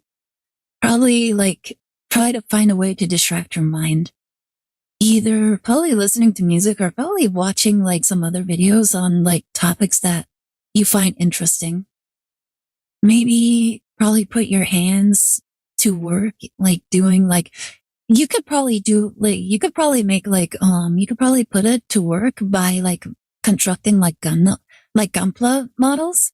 I know some people like doing that. And it puts your mind focused on something else. It was a short day for Scotty's streamer anniversary. Halfway through. Let's go. Congratulations. Yeah, I would say probably find something that would probably distract you for a time. It's like when you sell something that expensive in your heart, you're gonna stop thinking. When you sell something that's expensive in your heart, you can stop thinking. I don't think I fully understand that. Yeah, I'm sorry. I don't think I fully understand that. But yeah. Anywho, the whole Star Wars sequel, like trilogy thing with no plan. They actually did have a plan, but they didn't, but they just threw it all away, basically. Because they're like, oh, we don't want George Lucas' plan or whatever reasons. But yeah, George Lucas did have a plan, but they just didn't want to use it. And honestly, I think if they didn't want to use it, they needed to have a better plan for the sequel trilogy, because it was basically a mess because they switched between two writers. They switched between two writers that did not know what the other was aiming for with their their writing, their style of writing, and it just did not mesh very well at all. How do you put together a trilogy of films in which you don't have a plan? How do you not know what happens in the first film, second film, third film, at least in rough outlines, to give these characters arcs that work and give us a satisfactory ending? Now, I enjoyed The Last Jedi. I loved how it subverted expectations in many ways and gave us some twists on the story that could have sent us off in different ways. But the amount of reset that has to happen then in Rise of Skywalker to say, nope, sorry, we don't care about any of that, and how rushed Rise of Skywalker felt, because J.J. Abrams is not exactly known for sticking the landing most of the time, gave us a very disjointed trilogy. Do I enjoy it? Sure. Do I watch it? Sure. Do I see the flaws in it? You betcha I do. And I gotta say, that could have been avoided if they had bothered to have a plan. You can make a plan. Chances are, even if they had a plan, like let's say the first writer basically had the whole like trilogy planned out. The problem was that since they swapped out writers would still change like the whole idea, even like midway through like the production of the story. they're like different perspectives, is basically having different visions for like the same goal. And since each one had different visions, the other just kept trying to like push their own idea into the story. Basically, they were trying to like monopolize the entire idea, and then they were basically stepping on each other's feet. And so yeah, it was pretty bad. It was pretty bad. They must have a dream or a purpose to make a good plan. True. But yeah, like they just really couldn't they just couldn't agree on I don't think they even spoke to each other. They just wrote whatever they wanted. And a lot like the biggest problem is that they didn't really understand the Star Wars universe in the slightest. So that was one of the reasons why a lot of the things that they wrote didn't make coherent sense, because they didn't know the first thing about the series at all. A publishing line where you're going to have multiple books over different age levels, formats, comics from different publishers. You're going to get that to work, and you can't come up with a plan for 3 movies? Woosah. Sorry if that blew out your ears. I agree with his frustration, though. I think he's justified for the crash out. A lot of Star Wars fans are basically feeling this. That is the most insane, ridiculous, dumbass thing I may have ever seen when it came to any planning for Star Wars anything. My God. And I don't know that I've ever said it with quite as much vehemence before. It's not the films individually. It's how they fit together, which, again, could be something you could forgive. Maybe it's just disjointed because it had different filmmakers. But to understand that it's disjointed not because of different filmmakers, but because each one had their own plan, because there was no plan, is absolutely batshit insane for a franchise of this size, and how much was riding on this new Star Wars trilogy. Honestly, it's always baffling that they have so much resources, but they still manage to like just mess it all up. It boggles my freaking mind that they did not have a plan for that. I'm not sure that I can expect number 1 on the bad to have quite as much vehemence, because I've talked about it so much before. But my goodness, and now my throat's all jacked up today. Good job, Nate. Back to the best list, though, before we get to that worstest one. The bestest one is going to be number 1 on the best things from the Disney era, and that is Disney Plus Star Wars series. But not necessarily Disney Plus per se. They do have a plan, but they don't have a good purpose. I think that's just a problem with corporos, is that when they purchase the rights to like one of the franchises, like say Marvel or Star Wars or Star Trek or anything like that, the only purpose that they have is making money. But that's like it's solely because they believe, like they have this high-minded belief that nerds will literally eat up any story within the franchise. And they're completely wrong about that. Like they literally had very low opinions about nerds and their hobbies. So yeah, they just believe that if you create anything with the Star Wars logo, with the Marvel's logo, it doesn't matter what the content was, that it was just going to rake in money. The problem was that they didn't understand that there's a reason why a lot of nerds really enjoy like these stories, is because of like the stories themselves, rather than like the name of the franchise. True, the purpose is making money and not send a message. Well, here's the thing about that. Like, stories can send messages. There's a lot of stories that have messages. Morality, like darkness, light, like some sort of like higher purpose, like belief, like good morals and all that stuff. Like, you can literally they can even put in like religious concepts into stories. Like, for a great example is Halo. Halo is actually like heavily revolves around religion. like, funnily enough, it heavily revolves around religion. And then, there's also other stories that also have a lot of religious beliefs in there. Fight Club, like How to Live with Happiness. Yeah, there's like all these stories have, like they have clear messages.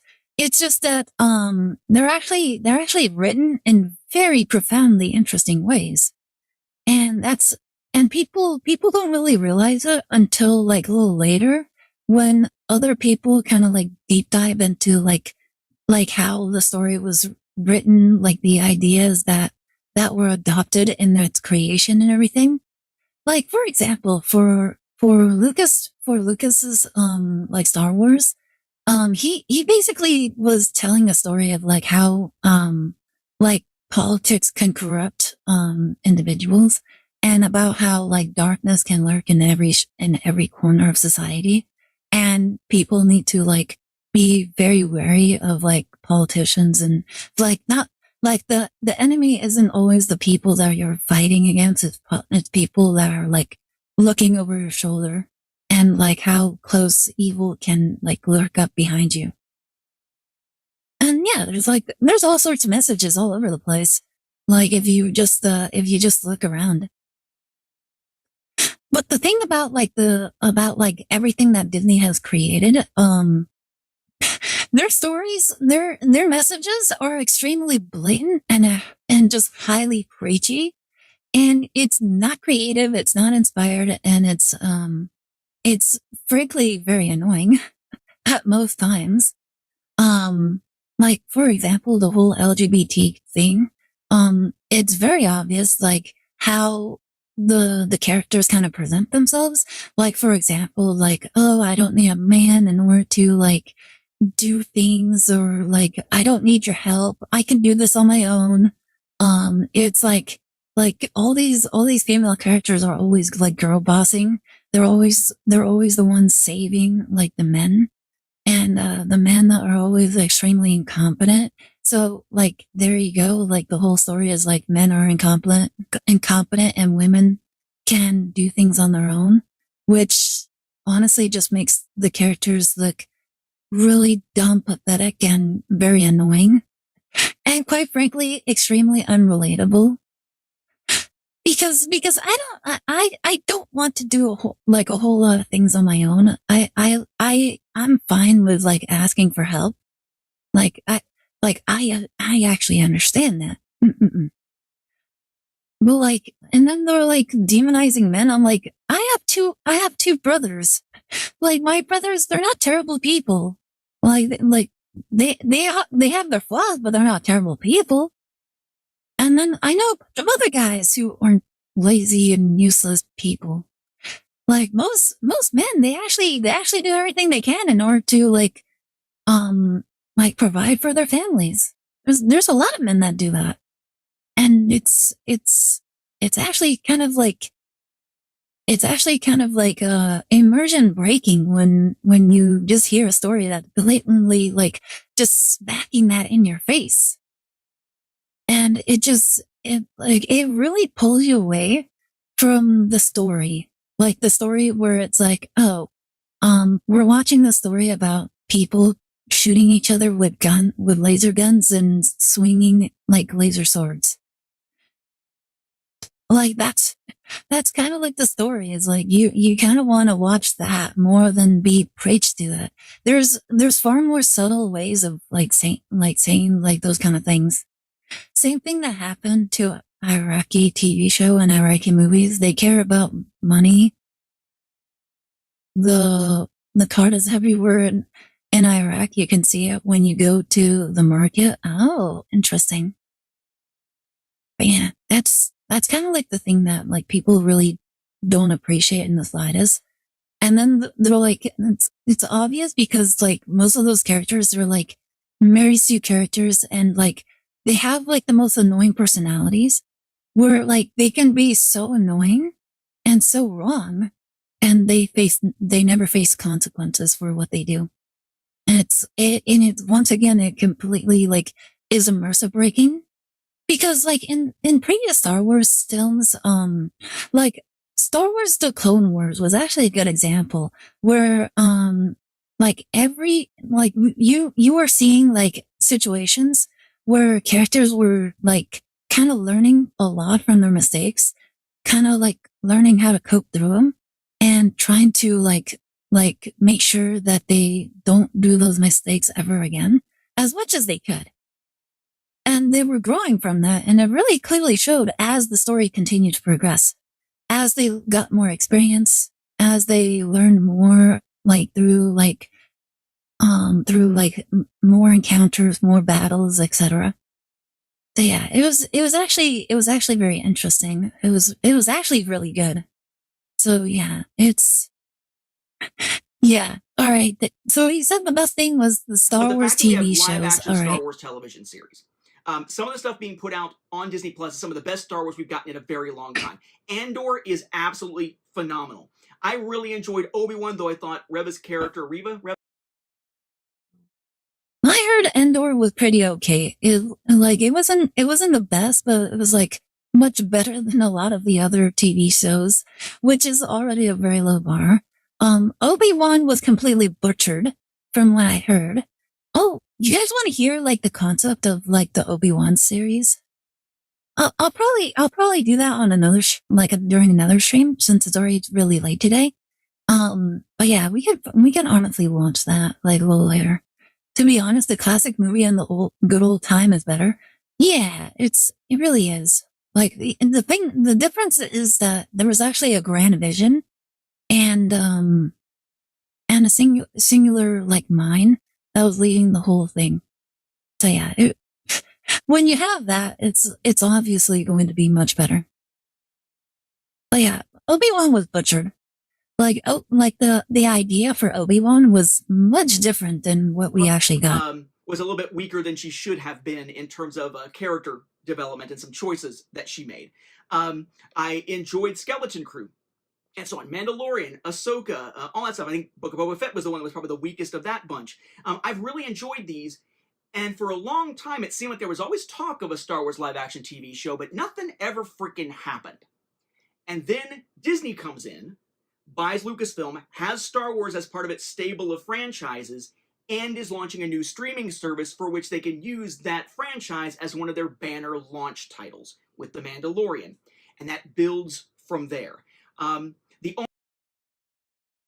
heard it was a pain to like write for The Mandalorian, where the writer was literally like threatening to like quit at one point. I don't know if he actually quit, but he actually threatened to quit because the showrunners were basically like forcing all these changes onto his script. Like, oh, you need to do that. Oh, you need to change this. Oh, you got to change that, etc., etc. And then he got so frustrated that he's like, okay, allow me to make it, write it the way that I want to, or I quit. So yeah, it really was it was really a good threat because like, it was his story that he was basically like, more or less it was his story that was like being given form and people were watching it because it was his story. What bothers me about that is we just haven't seen physical releases of most of the series yet. But having these new live action series that are so good, particularly Andor, that is a terrific thing. And frankly, the fact that Andor came out when it did with the message that it did in the time we're living in, just as the icing on the cake. So congratulations, Disney Plus. The existence of the Star Wars shows on your streaming service, those to me are the single best thing to come out of the Disney era of Star Wars. Which brings us to the number one worst, which is probably what you could guess. It is perhaps the worst thing and the most necessary thing, as I covered in one of my earliest episodes of my vlog series, The Voice of Reason or Lack Thereof, here on the channel. And that is ending the Legends continuity. The Legends continuity began as the expanded universe back in 1991 with the publishing of Heir to the Empire and then Dark Empire #1. It eventually retroactively looked back and included stuff going all the way back to 1976 with the novelization of A New Hope, and then all this early Marvel stuff and early novels and so on, newspaper strips and that sort of thing. And it ran all the way up to the point where Disney decided that they were going to essentially reboot the franchise. And on the one hand, as I said plenty of times before, that made sense. That was a necessary thing. If they were going to be doing new movies, and of course they were, as I mentioned a moment ago, that's why you buy Lucasfilm and buy Star Wars, is to do new movies. They either were going to have to make these movies completely disconnected, which they weren't going to do. It's gonna blow up because of the They weren't going anger. to do because they would want to use those legacy actors. I mean, this is honestly kind of like this is kind of like the Star Wars fandom in a nutshell. Like he kind of exemplifies a lot of like the stress that the Star Wars fans have always felt for like years. Still alive. Or they were going to have to basically shatter the continuity to do it. The only other option beyond those would be to make a clean break and say it's just a reboot of a new continuity. So instead, they left the original continuity, now dubbed as Legends, intact, except for what Lucas did with the Clone Wars to shatter that whole 3-year period. But that was beforehand. And then took basically the live action films in their current forms and Clone Wars, kind of copied and pasted them into a new universe, a new timeline, and let it grow from there. I will say that a lot of people probably won't agree with him with like the TV shows, like his opinions on TV shows. He's like, oh, they were okay. Like most people will be like, no, they were trash. Things like Rebels, new novels, eventually the new films, new TV series, and so on. So, of all the different tactics they could have taken, a reboot and a separating of the two continuities, the two timelines, was the best option available. I will stick by that. However, just because you have created two separate continuities does not mean you should stop producing content for either if there's an audience for both. Of course, they were going to focus mostly on the new canonical timeline under Disney, the story group canon, whatever you want to call it. Of course they were. That's where they're putting out their new TV series and their new movies and so on, and introducing new characters and so on and so on. Of course, that's going to be the focus. But the Legends continuity only kind of petered on with one oddball Marvel comic and Star Wars The Old Republic, the MMO, for years and years and years. But even once they started branding books as Legends, if they were from the Legends continuity, they still seem extremely gun-shy, even today, about actually producing new stories in that continuity and just labeling them as Legends. I mean, what, do they think that now Legends isn't meant? I think the reason why they're not like producing any stories for the Legends series is fairly obvious. It's because they're trying to erase George Lucas's like legacy. And anything that reminds the audience that George Lucas existed is probably like the biggest fear for like a lot of these producers, especially like the showrunners, like the people that are creating the content. They don't want the audience to remember George Lucas. They want the attention on them. Yeah. So that's probably the main reason why they're not producing anything for the old continuity. It's solely because they need to like show that, hey, this is now ours. We're doing it our way. And if you don't like it, too bad. But it doesn't work. And it obviously doesn't work because otherwise people would be praising and actually enjoying the stories to like a higher extent than they actually are. To be something that denotes that continuity versus the main continuity now? Do they think that Legends means reprint by definition or something now? I mean, it kind of has to now because that's all that they're doing, but it's the name of that continuity. They gave it the name. And yet we still haven't seen new stories being produced in that continuity, and the further along we get, the less likely it is that it's going to happen. Because you would think that it would be that there was excitement for canon, of course they're going to focus on that. Legends. Thank you so much for the follow. Welcome to the Bird Gang, Ubaka. Hope you're having a good time. Thank you so much for the follow. Thank you so much for the hydrate me through. Very much appreciate it. Might expand a little bit more later on once people kind of have a sense of what this continuity is and they can kind of tell the difference and people understand that sort of thing. You're welcome. Thank you very much. I very much appreciate it. The further along we get, the less likely it is for them to say, okay, now the time is right. Now let's finally do it. And more of a, well, it's been so long, nobody's going to care anyway kind of attitude. That to me was a bad thing.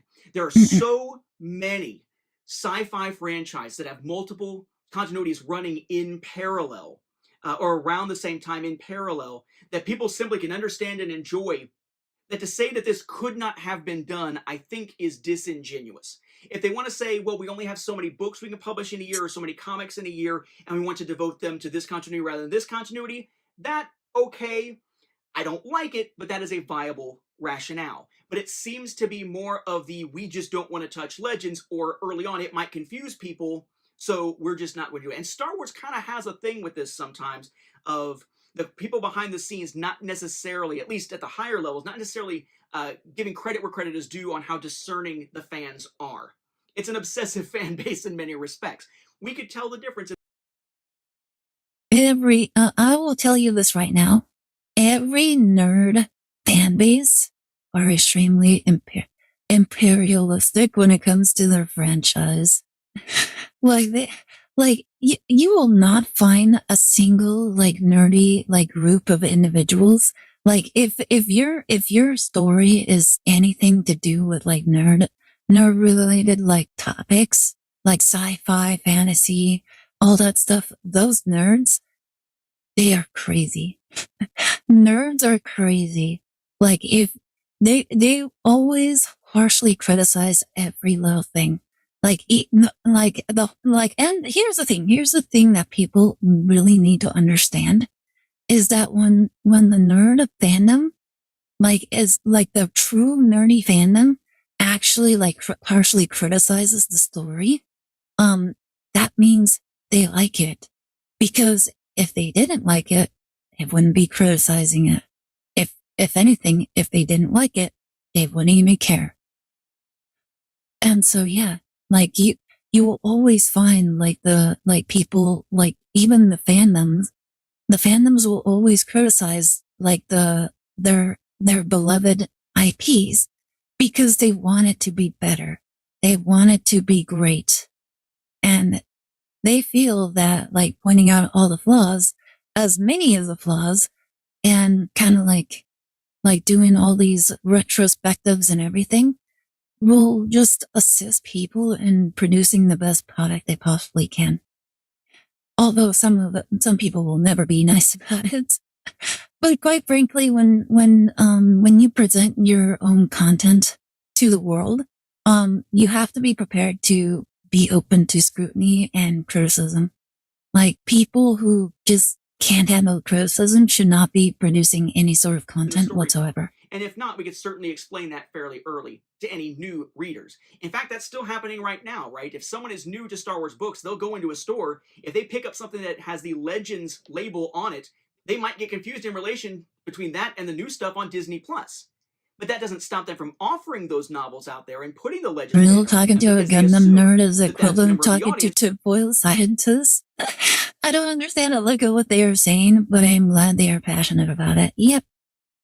You will find a lot of people that are just like that. When they buy the stuff, can educate themselves, and the product will still be viable. And yet they don't give that type of grace to just a general concept of we can make new stories in the Legends continuity. You know what? The people that are the people that I really kind of respect are the people that are kind of the people that are doing historical retellings of the stories on YouTube.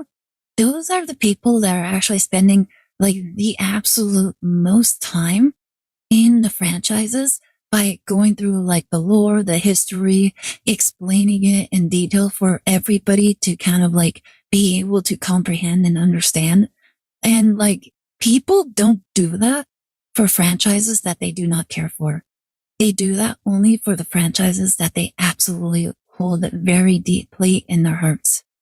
And that in and of itself also won't be confusing as long as people have the slightest bit of education on which continuity they are reading in. I understand why it was done from a marketing standpoint, from a business standpoint early, but why it hasn't done since. To be honest, I honestly wouldn't really care about businesses. Here's the thing. If Disney bought Star Wars and they actually produced the content in accordance to George Lucas, nobody would really care. Nobody would really care that it was a big business that took over Star Wars. All they would care about is that they're getting grade A, good quality content. Like, it may not be perfect because, like, even the prequels and the original trilogy wasn't perfect. It might not be perfect, but if it's at least as good as either one of those two, there wouldn't have been such severe backlash to the stories. But they're not doing that. They're not doing that. If they just did that, I think a lot of people wouldn't care that it's like Disney like monopolizing like Star Wars and like basically becoming their whipping boys. Like they literally would not care. But they failed to do just that. So yeah, you had two choices.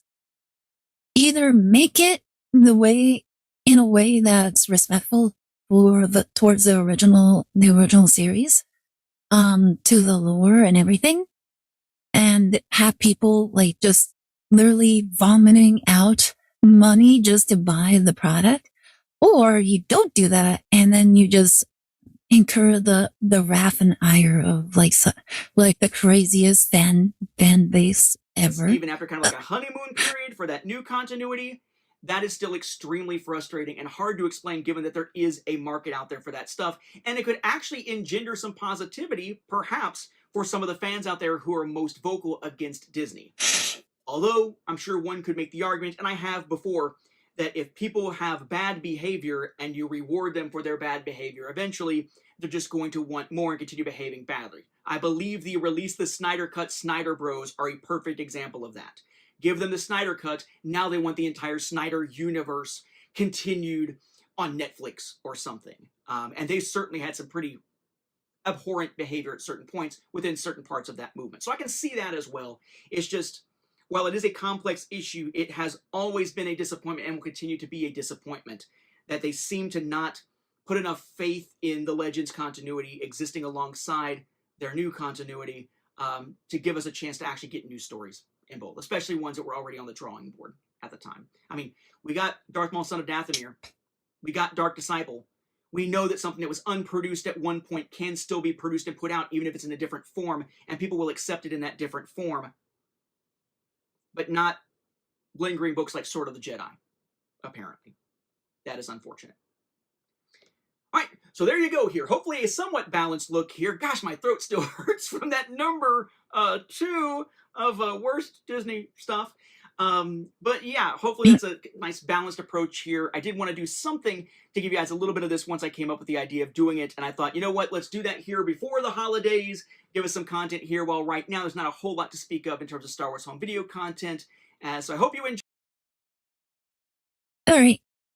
Well, that was interesting. I don't super agree with everything he said, but like wasn't the worst thing either. But yeah, he does bring up some good points. I think the only thing that I didn't understand was that one character he said was like the best thing. Well, like number 3, like the woman, I think, I don't know. It sounded like a female name, but like the only thing he said about her was, she's LGBT. And I'm like, why is that good?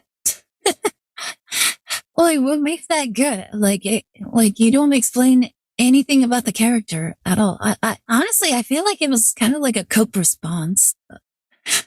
Like, honestly, I feel like he's like, I need to come up with 5 good positives for this video. I can't think of a good one. I'm just gonna throw this one in because why not? Like, that's literally the only reason why I think he like threw it in there. So yeah, that was like the one piece I just didn't understand. I don't know who that character is. He didn't explain anything about the character, literally just the one thing, and that's it. Everything else, it was alright, I guess. But yeah. Do. Anyways, good video. Let's see. Bum. But yeah, that'll be it for tonight. No raid. That actually went on way longer than I thought it was going to.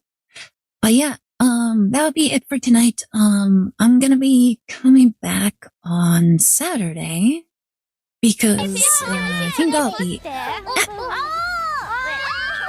Oh my goodness, that actually scared me. Thank you so much for the stretch break.